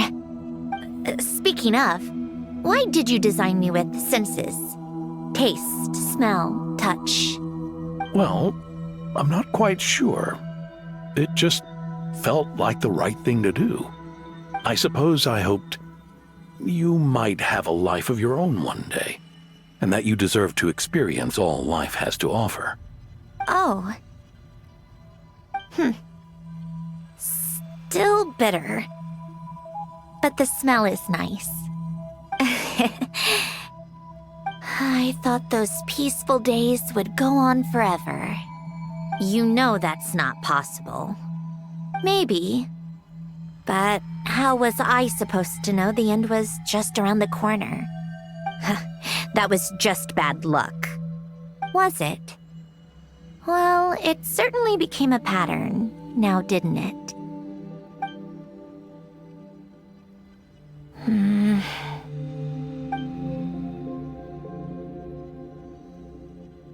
Over time, one of the habits we picked up from Alain was a love of coffee. We even took to hosting tea parties. A machine acting like a human. Kind of laughable, right? I suppose that's just what I'm used to. Yeah, that's just what we're used to. Hey, this place isn't half bad. Great spot for a party. More and more people seem to be showing up to my tea parties uninvited. Anyone care to explain? Can you blame me?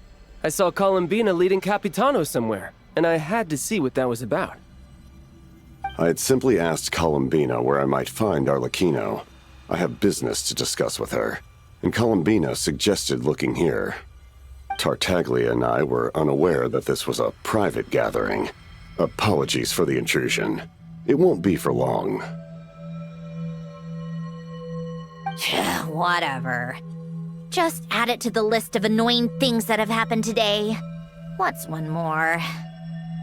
Since you're here, you might as well stay for a cup of tea. See?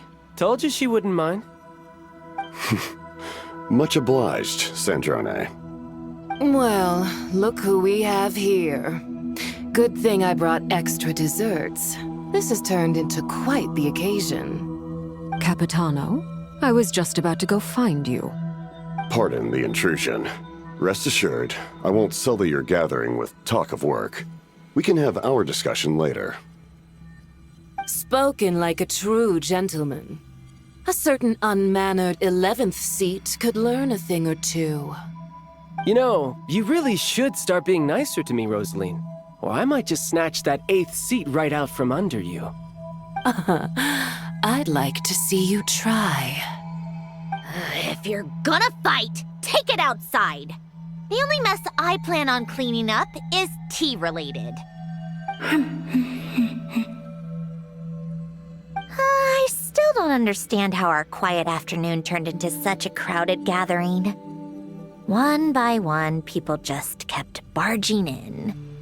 And then, one by one, they left without a word. Yeah, pretty annoying, huh?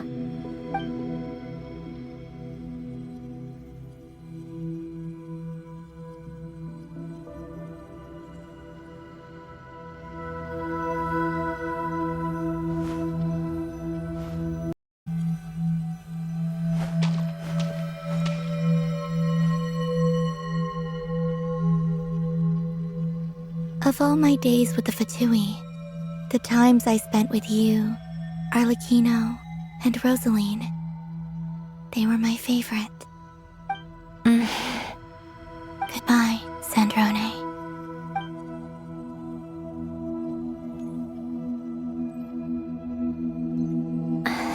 Don't go, Columbina. We should have just said that. Why didn't we? If we had, would the story have had a different ending?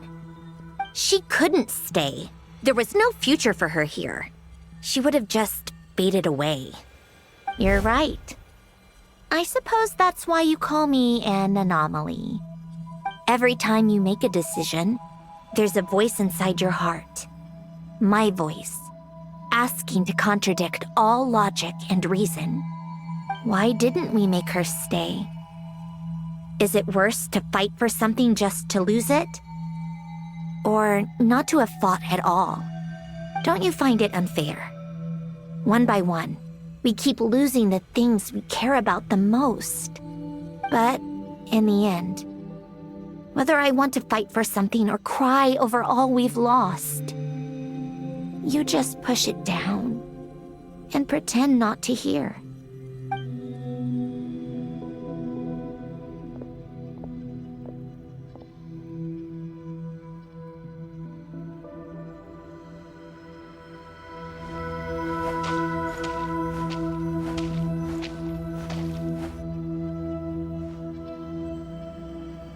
And now, even Polonia, the other half of Helen's legacy, the last remaining member of our family, even Polonia is no longer with us. I did everything I could, but it's just like Helen always said. Polonia was one of a kind. There was no replicating what he managed to create. Don't you feel like our connection to the past is fading bit by bit? Like, even the things we have left are slowly slipping away. I suppose. But you can't move through life without having to say goodbye. And even as we experience loss, there are always new things to be gained. Ever so logical. What's your take, then? It feels like the more I care about something, the faster the world takes it away. It sounds so stupid, but I can't help it. That's the hand life has dealt me time and time again. Why even fight for something that's just going to be lost in the end? Better to never have had it at all. Better if it would all just disappear. Dark, I know. But the heart wants what it wants. Maybe the stellar linchpin appeared because of me. Because of what I wish for. I don't think so. Yeah, probably not. What an anomaly wants goes against all logic and reason after all. Well, go ahead and do what you came for. You're here to resolve the anomaly, aren't you?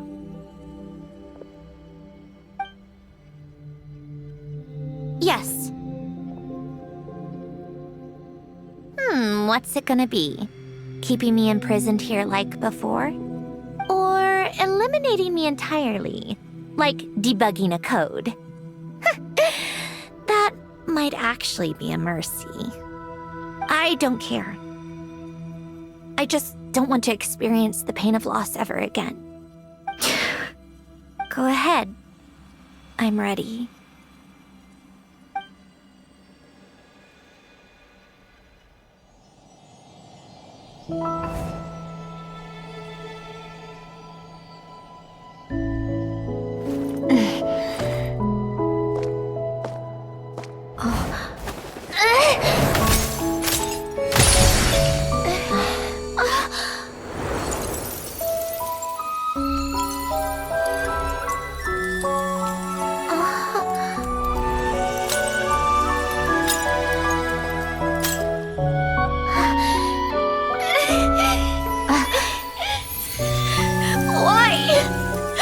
Why do we keep losing everything we care about? I know it hurts, but that's life. I wish... I know. I've always known. Because we've been one all along.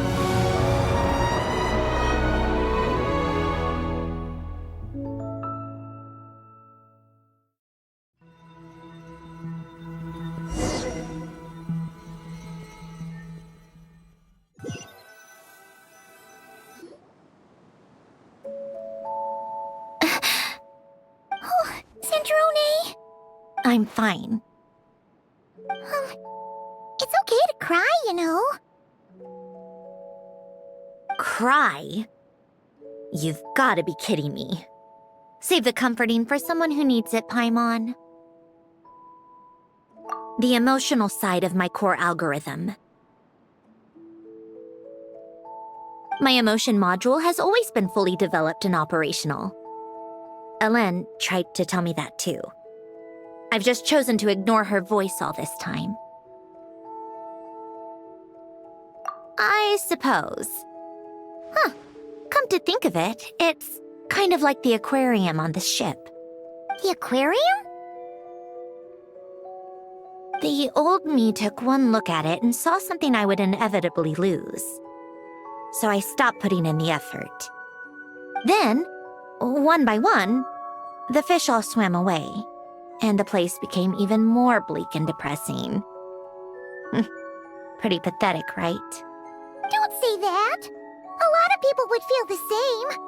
It just shows how much you care about what you have. Now? After seeing what you've done with the aquarium, I have to admit, I think it's beautiful. It's like you said, we get to keep the things we gain along the way. And those are things that can never be replaced, because we choose to hold them in our hearts. Well said! Besides, I've already died once. I'd be stupid not to make the most of this second chance. Right! Earlier you, or your inner self, mentioned something about her wish. What was it? You think that's something you can just ask and I'll tell you? Think again. I may have accepted my emotional self, but I'm not about to go all soft and mushy on the inside and pour my heart out. That said, taking a step in the right direction couldn't hurt. Starting with cleaning some old aquarium tanks of my own. Huh? Metaphorically speaking, I mean. Come on, let's head back to the ship. I need to talk to that shaman.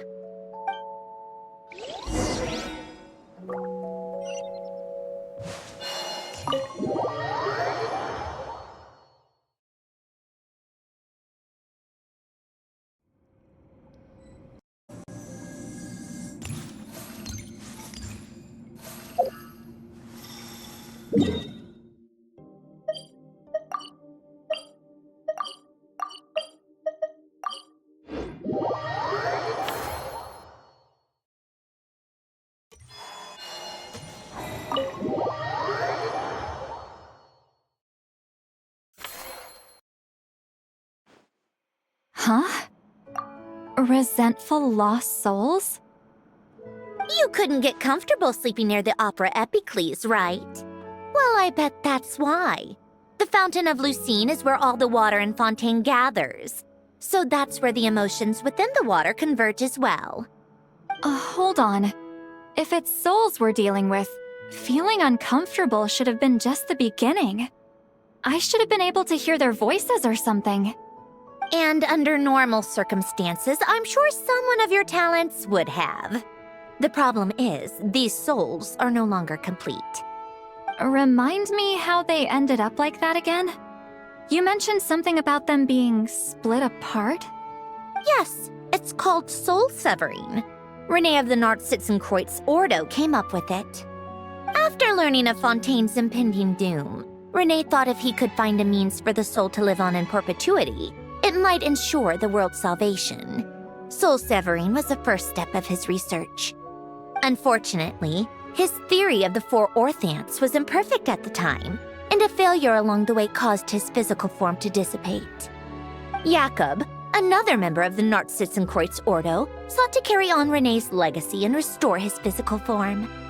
He even used some of the people who stood in his way as test subjects for his research. By severing their souls? Yes. After Renee successfully awakened, the two continued their research, and all the severed souls ended up merging into Renee's consciousness. After you saved Fontaine by turning Fontainians into true humans, these souls returned to the ley lines. But the souls severed before Renee awakened had nowhere to go, doomed to forever wander the waters of Fontaine as listless spirits. Almost as if they exist outside the bounds of this world. Unrecognized by the ley lines or fate. No wonder I couldn't sense them.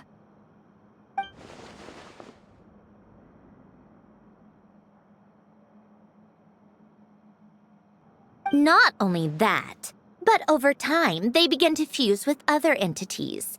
Their inner resentment lured in all sorts of evil beings, which corrupted and defiled them into nothing more than accumulations of filth. But the full transformation must have been recent. Otherwise, the G.I.X surely would have noticed. Wait, no, he must know already. That would explain the underwater Melazine patrols.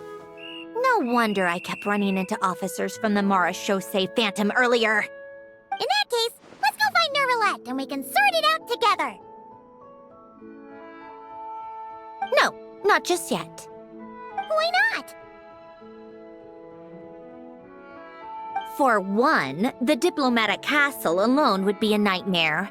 Even though I haven't reported back to Snezhnaya yet, I'm not planning to leave the Fatui anytime soon. Besides, with me here, success is a done deal. Involving other people would just complicate things.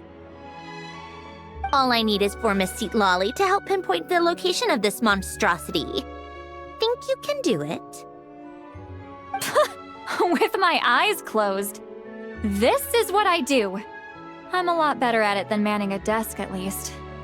But, how exactly do you plan on resolving this soul stuff?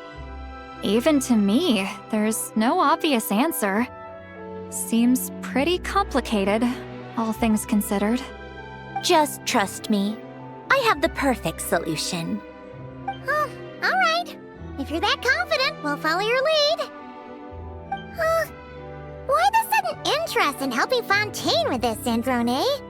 You never knew Renee and the others, right? No, I didn't. And you're right. This problem has nothing to do with me. I wouldn't get within 10 feet of the Nartsitzenkreuz Ordo or its members.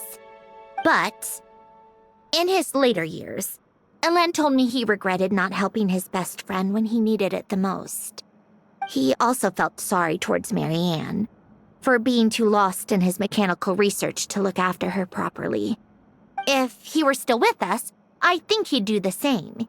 He might have a few choice words to say about it, but even after everything, he wouldn't leave his friend's mess for someone else to clean up.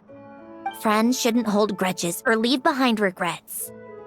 Fixing what happened between him and Renee was one of his greatest wishes. All I'm doing is fulfilling it in his stead. You know, you really do seem a little different now. You mean everything that just happened wasn't for nothing? Why, thank you for pointing out the obvious, Paimon. Just washing off the grime of the past. Turns out, a lot can build up after being ignored for so long. What's this about aquarium tanks all of a sudden?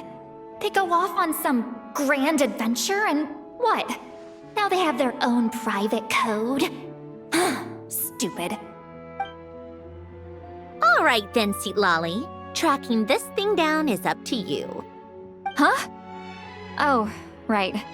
No problem. You got this, Granny Eatsley! You! Come with me to Hotel de Boer for a drink. Right now. Why? Because I said so! Miss Guillotin, I'll report back on the location tomorrow morning. Just need a drink or two first to bolster me up. Well, don't let me keep you. All right, you. Time to go. I've got scores that need settling. Huh?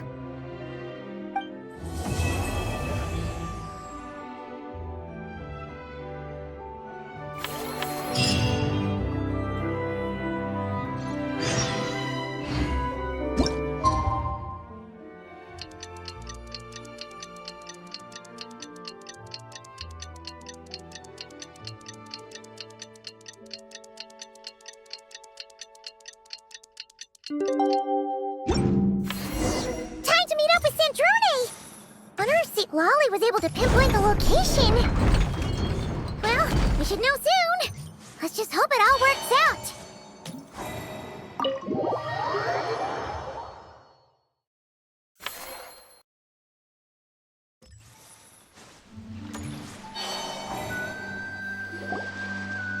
Lolly sure drank a lot last night, huh? Wonder if she's even awake. Good morning. Ah! Columbina! Oh, you sure know how to make an entrance. What are you doing here? We just finished filming a last-minute scene, so I came up to get some fresh air. The others are still down below discussing what the final scene should be. You mean, how it should end?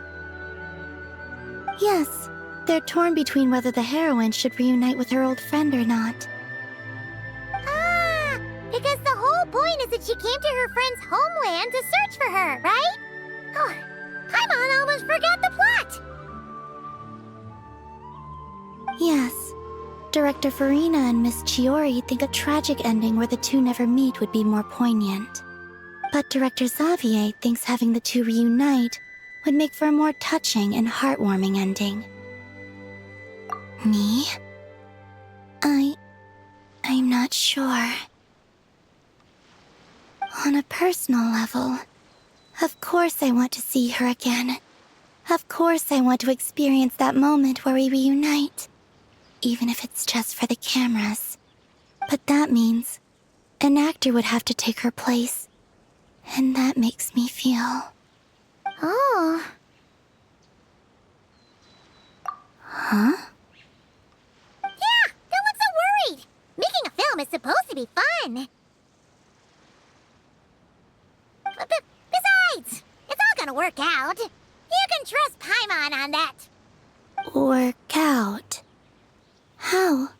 Well, you know. Yep, exactly. Okay, I trust you. I'll just focus on having fun for now. Well, well, look who we have here. Traveler and Paimon. Oh, the lighting specialist and clapper loader that never were. Yeah. We kinda went AWOL, didn't we? Sorry about that. Seriously, don't worry about it. Everything's going smoothly on our end, so just do what you need to do. You seem to be in better spirits now, Miss Columbina. I apologize if our earlier discussion put you on the spot. It's okay, I'm fine now. The Traveler and Paimon talked me through it. So, what are your thoughts on the ending then? Should we have them reunite or not? We should tie everything up in bows. Huh?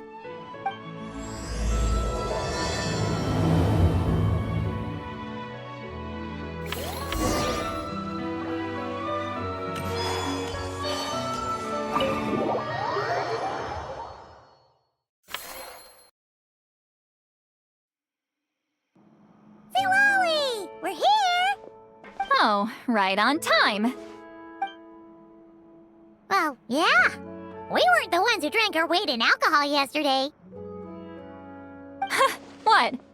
Are you suggesting Granny can't handle her liquor? It takes a lot more than that to get me drunk. Really? 'Cause, you stopped making sense after a while. Did I? Huh. News to me.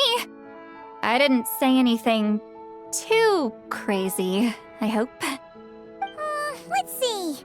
You spent half an hour bad-mouthing Auroron, half an hour complaining about work, an hour talking about light novels, and, Paimon kind of fell asleep after that. Are they gone? Oh, the crew? Yeah, we bumped into them on the deck, but they just left. Wait, but now that everything with your core is sorted out, what's stopping you from seeing Columbina? She misses you a lot. I just want to deal with this mess first. Besides, this is a perfect chance to make her jump for once. I have to plan it out more. But enough about that. Were you able to pinpoint the location of our target? Of course! When Granny Eatsley promises something, she delivers. Great, let's see. Morte region. Wait, this is the Tower of Gestalt. The place the souls were severed. Is that the source of the resentment? Or is it the Narcitzenkreuz Ordo in general? Let me come with. This thing's movement isn't fixed. If it's not at this location when we get there, I can use a ritual to summon it. You've already gone to more than enough trouble. I don't mind. These old bones have nothing better to do anyway. Summoning a spirit isn't going to do me in. Besides, if I don't go, they'll just have more inside jokes I can't join in on. All right then. I appreciate it. There's no time to lose. Let's head out!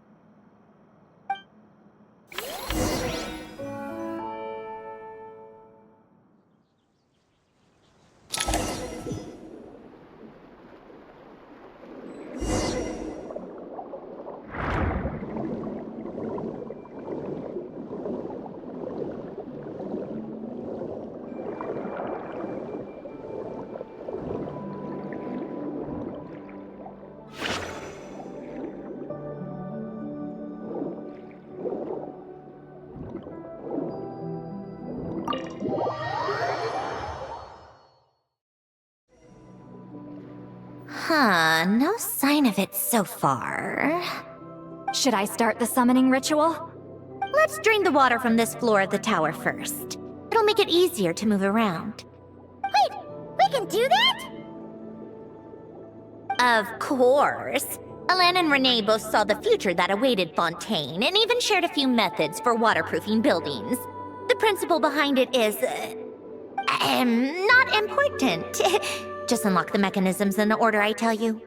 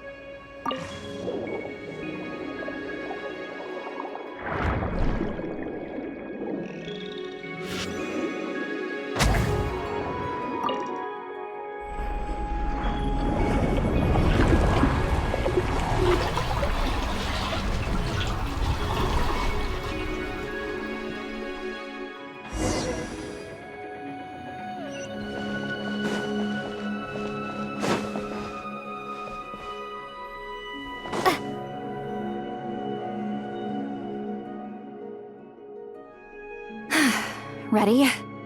Yeah. When this thing appears, I'll try talking to the souls inside. But more than likely, they've already been driven to madness. If communication fails, we'll have a battle on our hands. In that case, Paimon better find a hiding spot. If a fight does break out, I should be the one to deliver the final blow. Trust me on that. Understood. All right, I need quiet. Wandering spirits, drifting along the tides. Hear me now. Broken souls, silenced, torn apart, and forsaken. Follow the traces of the past, and return to us. Let resentment recognize resentment. Let vile entities be drawn together. And in this place, take form once more.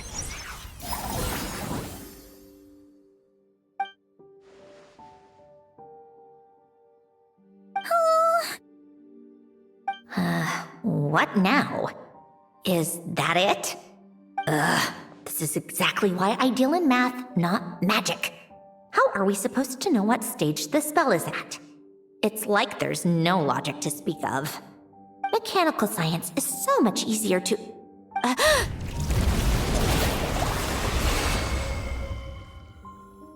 Watch out!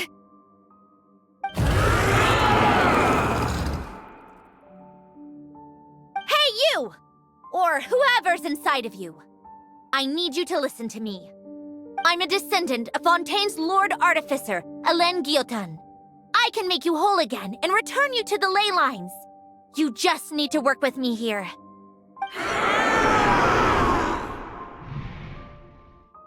Sandrone! Looks like talking this out is off the table. All right, plan B. Time to blow off some steam.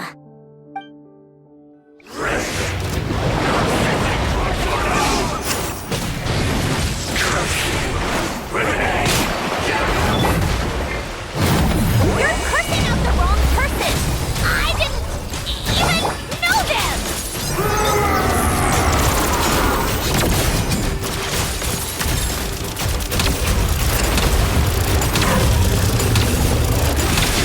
Take a break. keep up.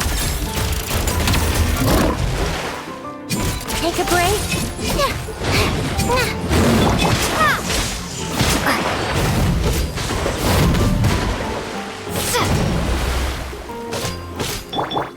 Get to work! See Lolene! Eat Papa! Get him!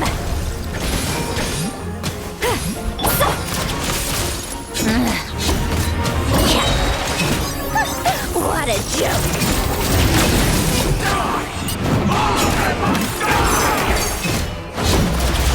Most of them already did, but you still have a chance to return to the ley lines and reunite with your family.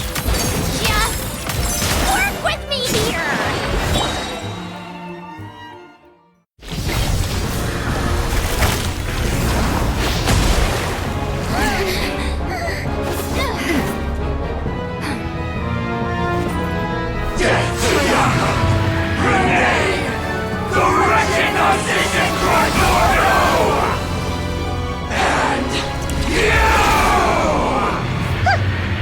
I told you I'm not like them.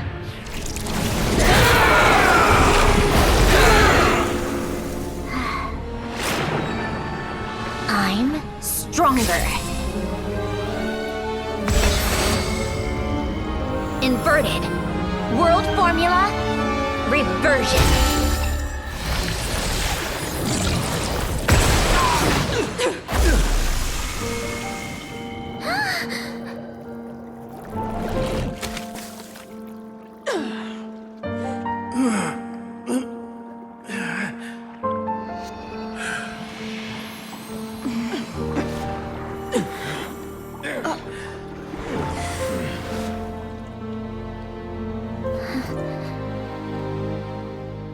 Be at peace among the tides.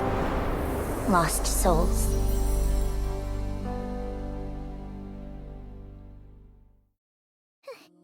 Is it over? Yep, told you it'd be a piece of cake. How did you do that back there? That creature was nothing special. Add a bunch of souls with nowhere to go, a touch of malicious energy, a few impurities, and a whole lot of resentment, and that's what you get. All I did was separate the original souls from the rest of the filth, allowing them to be accepted by the current rules of the world. The principle behind the world formula is divergence. Starting from a point of origin, it deconstructs and reconstructs the possibilities of the world to find certain answers. So, it would follow that reverse calculating the world formula allows us to achieve convergence and restoration instead. Using a numerological array, I was able to do just that. It's similar to the concept of homological reduction in mathematics.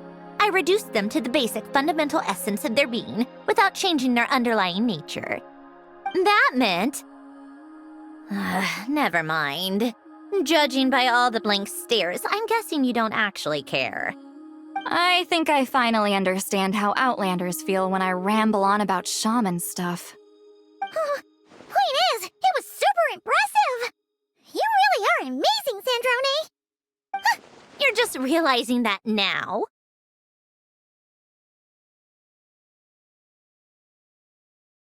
Ahem!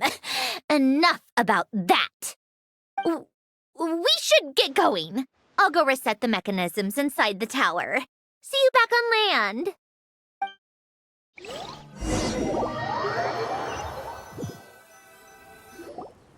Well, that's one old mess for the books. Glad to have that over and done with.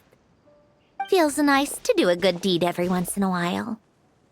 You helped everyone out a bunch and not cry, too. Kinda seems like you're just a good person at heart. I wouldn't be so sure. I'll be heading back to the Fatui soon enough. You two are too trusting sometimes.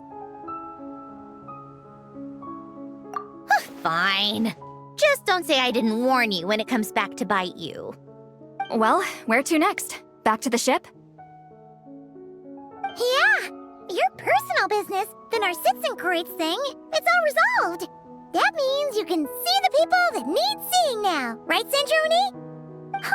Everyone's gonna be so happy you're back! You wouldn't catch me dead admitting to this before, but... yeah, I really have missed everyone.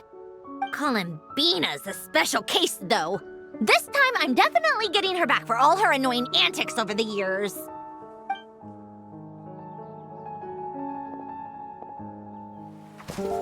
She'll sense me coming from a mile off. How am I gonna...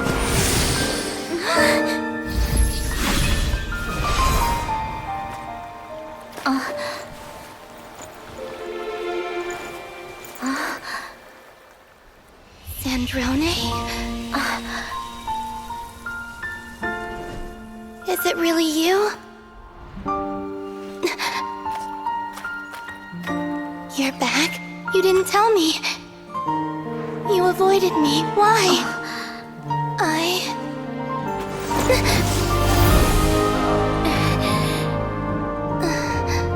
Sandrone?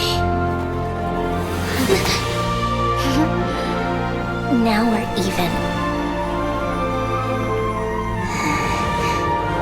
I missed you so much.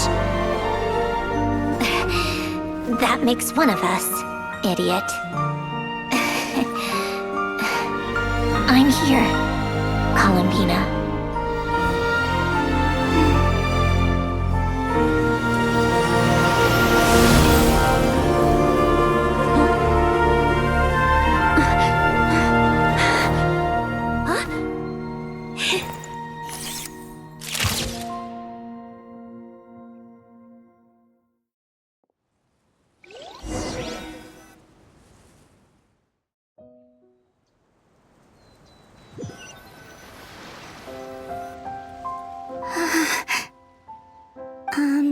Sandrone. Don't ruin the moment. Or I'll start thinking about how you teleported me to a random location after I explicitly told you to stop doing that. And scene! Bravo! Bravo! We got it! This is exactly the ending I was hoping for. Huh? Where did you just go, Miss Columbina? You vanished! And then the next second you were back hugging this, new friend here.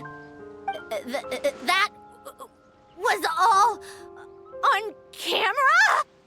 Yeah. Well, the camera was already rolling and it happened so fast, so... yeah. Hold on. This must be... Yep, my best friend. The one I was looking for. I never thought I'd actually get to see her again. I'm just... so happy. Plus, the film got a happy ending too. It's all thanks to you, Sandrone. Sandrone? You couldn't stop being annoying for 1 second? Columbina!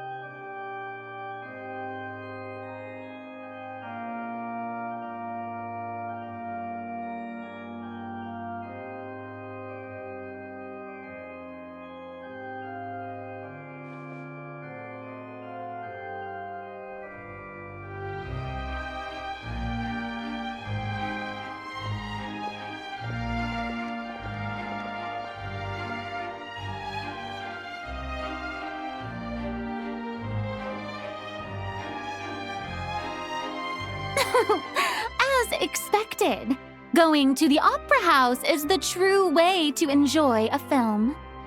You get to see the audience's reaction in real time, too. The ending seemed to be received quite well. Paimon can't believe you let us include that in the final cut, Sandrone! You even agreed to help us reshoot a couple of shots.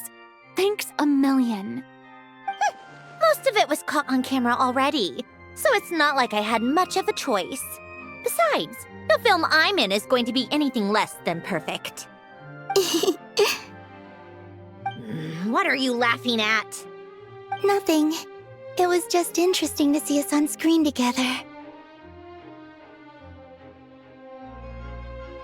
I'm glad this moment is going to be preserved forever. Just a pity we didn't take home the Farina Award this time around. Well, artistic films can rarely compete with commercial ones. You should have prepared yourself for this the minute you changed the script. True. Oh, did I hear someone mention the Farina Award? Come on, don't gloat. I won't.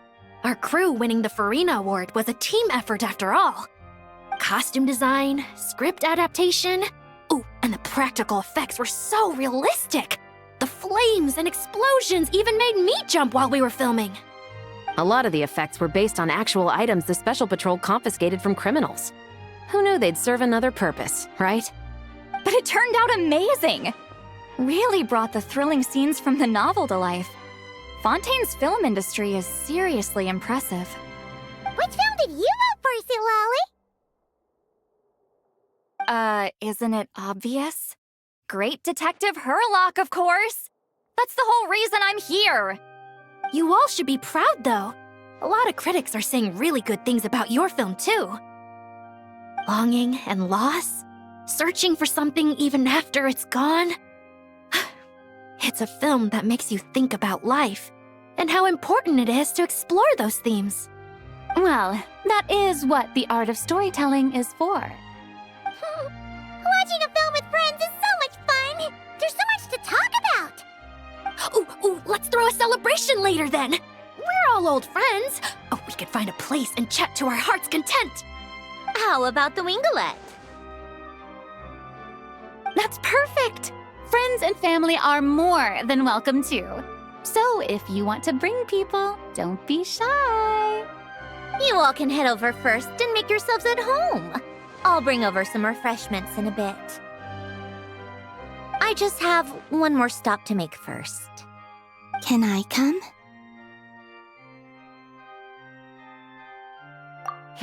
Fine. Not like you'd listen if I tried to stop you.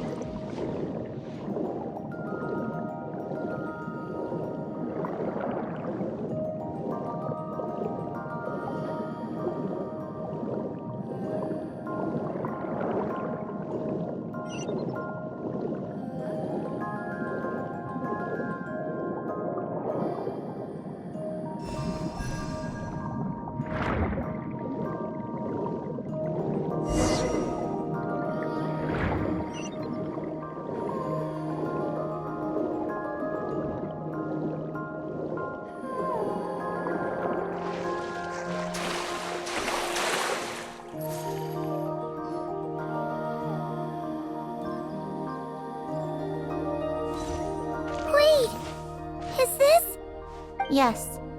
Here lies Lord Artificer, Elaine Gaeltan. This is his grave. Oh. I'm sorry, Ellen. I'm sorry this is the first time I've been back since leaving Fontaine. I should have come to see you more often. I got your gift. I even cleaned up one of the Nartsitzenkreuz Ordo's messes along the way. Our home is just as quiet and warm as it always was. The flowers in the garden are still thriving. I'll make sure to tend to them more often from now on. Polonia received irreparable damage in battle. I should have taken better care of your invention. I'm sorry. Polonia was family to me. Just like you. You always said I was a fast learner. But I'm not so sure. It took me far too long to learn the things that truly matter. I never said this to you back then, but thank you for creating me. For giving me the chance to experience life. Being your family meant everything to me. Absolutely everything. Can I say a few words as well, Sandrone?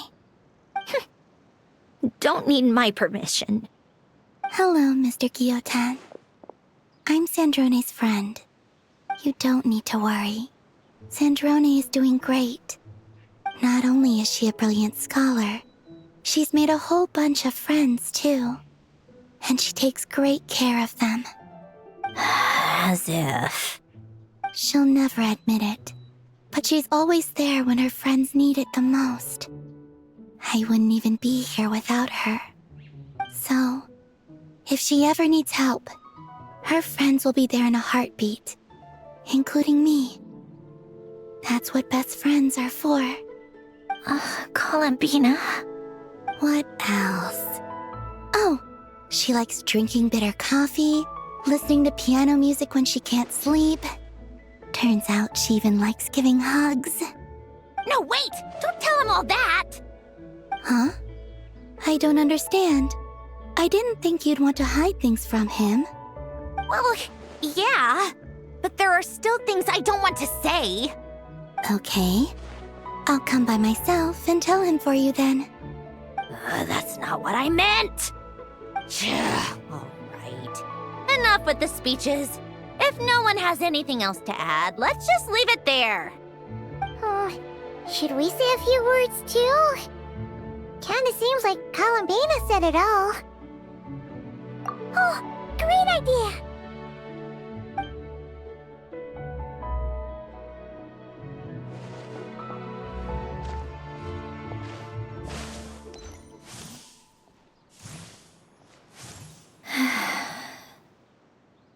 Goodbye, Ellen.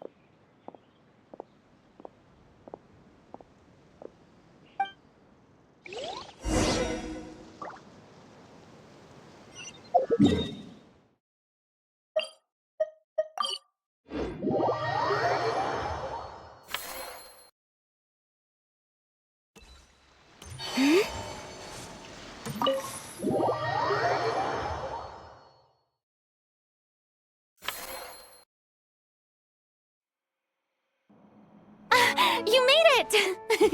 The party's already started. Oh, but, you didn't bring anyone else along? I thought you headed out to invite some friends. We did invite a friend, actually. She'll be here soon. She's even bringing some desserts to have over tea. You should join us later, Miss Farina. I do love a tea party. Then don't mind if I do. This seems like a fun occasion. Let's go talk with everyone. Good idea! We'll introduce you to all our old friends.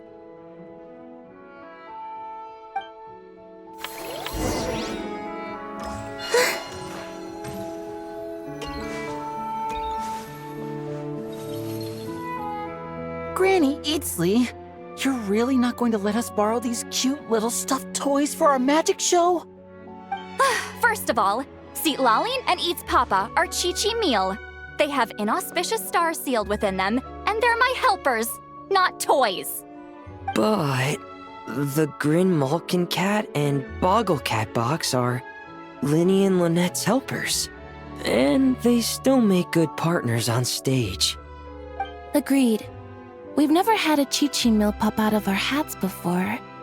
It would be quite the surprise. I think the audience would love it. If this was the Masters of the Night Wind, these kids wouldn't have even had the guts to say my name, let alone pester me like this. I'm terrible at dealing with requests like this. Oh, Traveler, quick, save me! You think you're so funny. Lady Sandrone. Lady Columbina. Hello. Don't look at me like that. I don't have any mechanisms for you to break. Don't be fooled by my sister's demeanor, Lady Sandrone. She's just as delighted as the rest of us to have you back. Well, I suppose when I'm not so busy, I could find some time when Arlecchino is around and bring over a few gifts to the House of the Hearth. You're too kind, Lady Sandrone. I'm sure just your visit alone would make Father more than happy. I just need to borrow them for a bit. I'll pull them out of my hat, give them a quick hug, then give them straight back.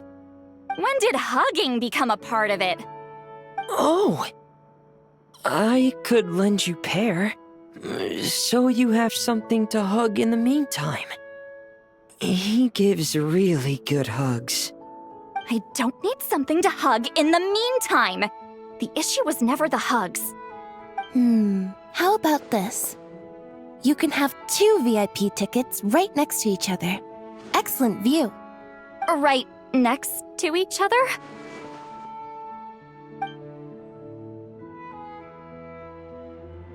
Yep, super quiet. No one will bother you. I'm sure you'll have a great time. Fine.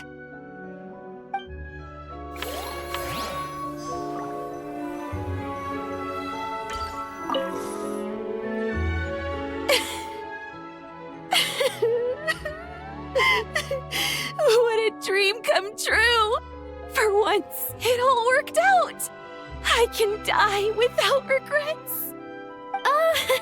Let's not get too ahead of ourselves, Director Lapine Pauline. What was in that piece of cake you just handed her, Escoffier? Bromaritime flowers, eggs, flour, same as all the other pieces. What, you think I tampered with it? Playing a detective in real life now too, are we? Oh, it's so delicious! I'm so happy! My life has peaked!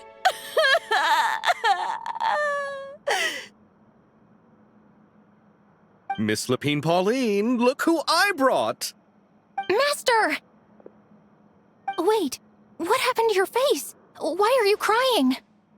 Never mind my face. Here, let me introduce you. This is Miss Charlotte and Miss Escoffier. Things are sounding lively over here. Oh, look who it is! Perfect timing. I was so busy with the shoot, I feel like we barely got to talk. And the elusive Miss Guillotin. It's great to see you. Thank you so much for letting us use the boat free of charge. That was so generous of you. Oh, right. Introductions. This is Miss Charlotte and Miss Escoffier. That's kind of you, but I didn't really do anything. If you want to thank someone, it should be the Duke or the people who keep the boat in such good shape. Right. I'll head over in a bit and do just that. Miss Columbina? Yes? Could I interview you sometime? I'll treat you to some gâteau de bord for the trouble. There's only a limited amount available each day. Oh, but it's an absolute must-try when you're in Fontaine. Oh, sure.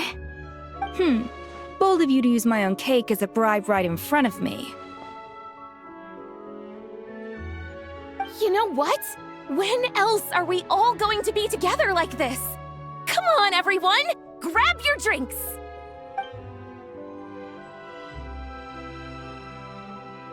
Are we going to toast?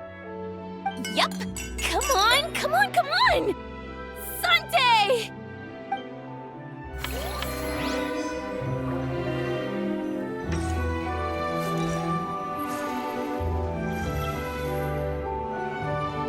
You made it. Sorry for starting the celebrations without you. No worries at all. We're just glad everyone's having such a great time. Oh, right. You've probably seen them around already, but let us introduce you for real. This is Miss Columbina and Miss Guillotin, right? We saw the film you were in. It was so touching. Yep. This one started bawling her eyes out right next to me in the theater. I know. I didn't bring nearly enough tissues. Thanks. We saw your film too. I memorized all your names. Oh, guess we can skip the introductions then. Our effects were pretty over the top, right? Some of the extras in the big scenes were actual members of the Spina di Rosula. So basically, your contribution was creating realistic-looking chaos. That wasn't the only realistic aspect. Miss Chevres and Miss Emily were also kind enough to lend their expertise on criminal investigations and forensics. Oh, it was nothing. I was just honored to take part and help out. Wow! No wonder your film turned out so good! You basically had an expert in every field. Talk about a stacked crew! Oh, speaking of, want to join in on a round of tabletop troupe later, Miss Columbina and Miss Guillotin? I mean, what better place for a party than a party? Here we go again. That sounds interesting. Yes! Persuasion successful! What about you, Miss Guillotin? I guess one round couldn't hurt. Critical success!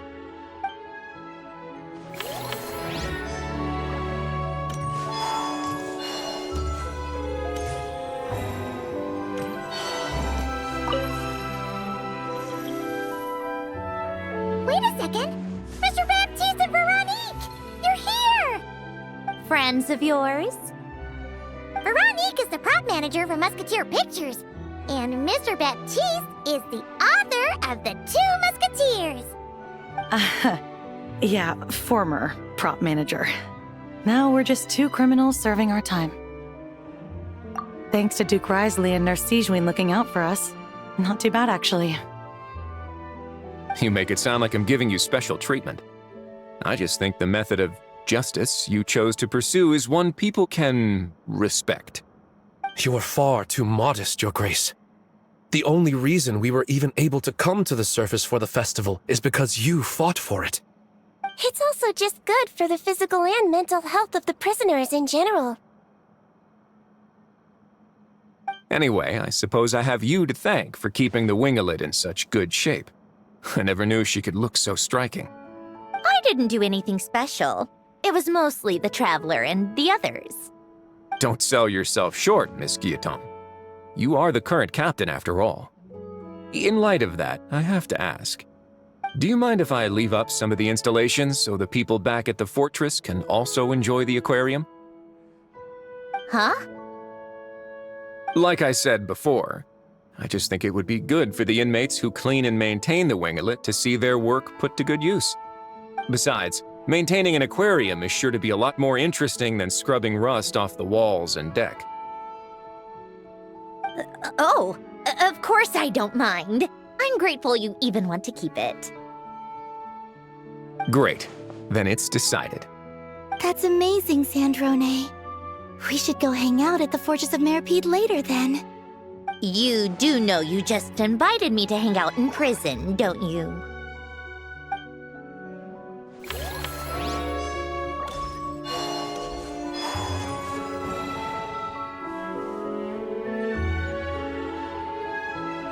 Nervalette! You came to the celebration too! Yes. I can only hope my presence does not make anyone ill at ease. Who's this?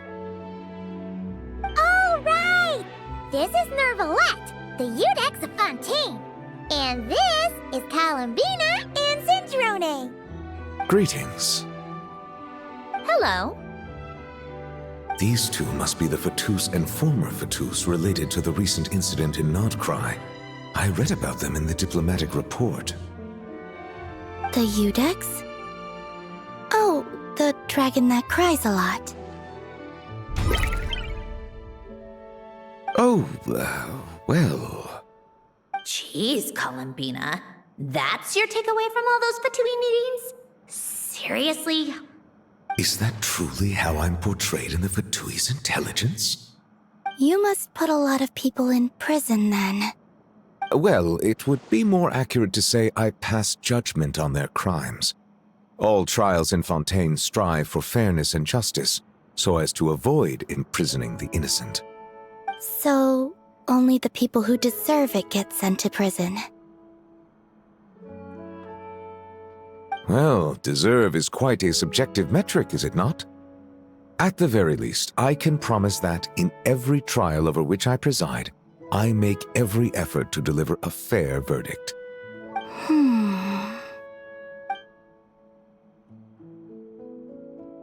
Yeah. Oh, for the love of... what is she doing now? You seem like a good dragon. Not the kind that throws people in prison for no reason. I think we can get along just fine. Well, thank you. Then she punched me because... Oh, sorry, Nervalette. She thinks that's a sign of friendship. Where does she even pick up weird habits like that? Ah, I see. I believe I have observed people on the streets of Fontaine expressing affection in a similar manner. I suppose I now know what it feels like. Yes. Quite, abrupt. You know, these two are surprisingly alike. Oh, looks like Arlecchino's here. Come on, Columbina. Let's go have ourselves a tea party.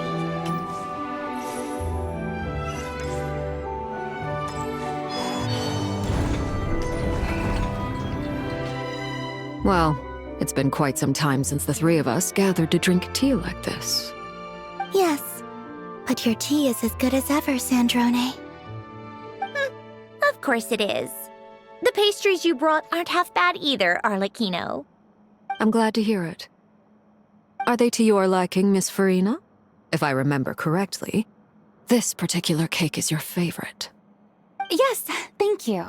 The tea and pastries are absolutely delicious. I can't believe I'm casually sipping tea with 3 harbingers. Or are some of them former harbingers? Who knows? Due to diplomatic reasons at the time, our last tea party was rather tense, wasn't it, Miss Farina? You have my apologies. But this is simply a casual gathering of close friends. So I do hope you can relax and enjoy yourself. Of course! I appreciate the hospitality, in both cases. Next time, let me be the one to treat all of you. I'm sure we'd all be delighted to have you join us more often. The same goes for you two.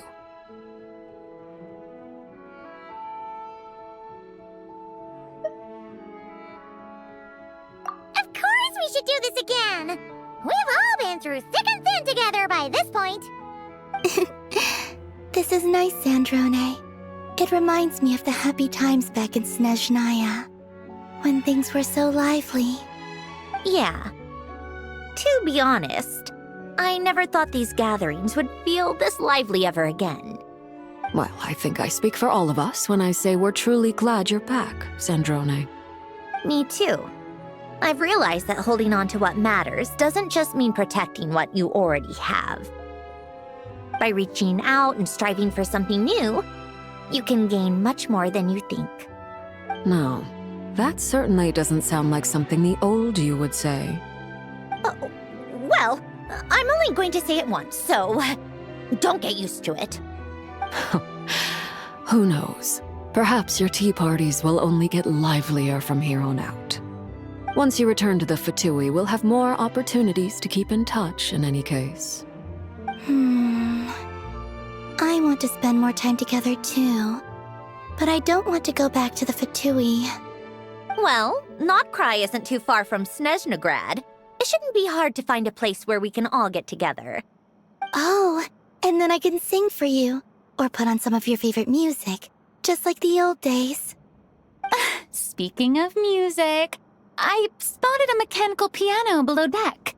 Is it yours, Miss Guillotin? Yes.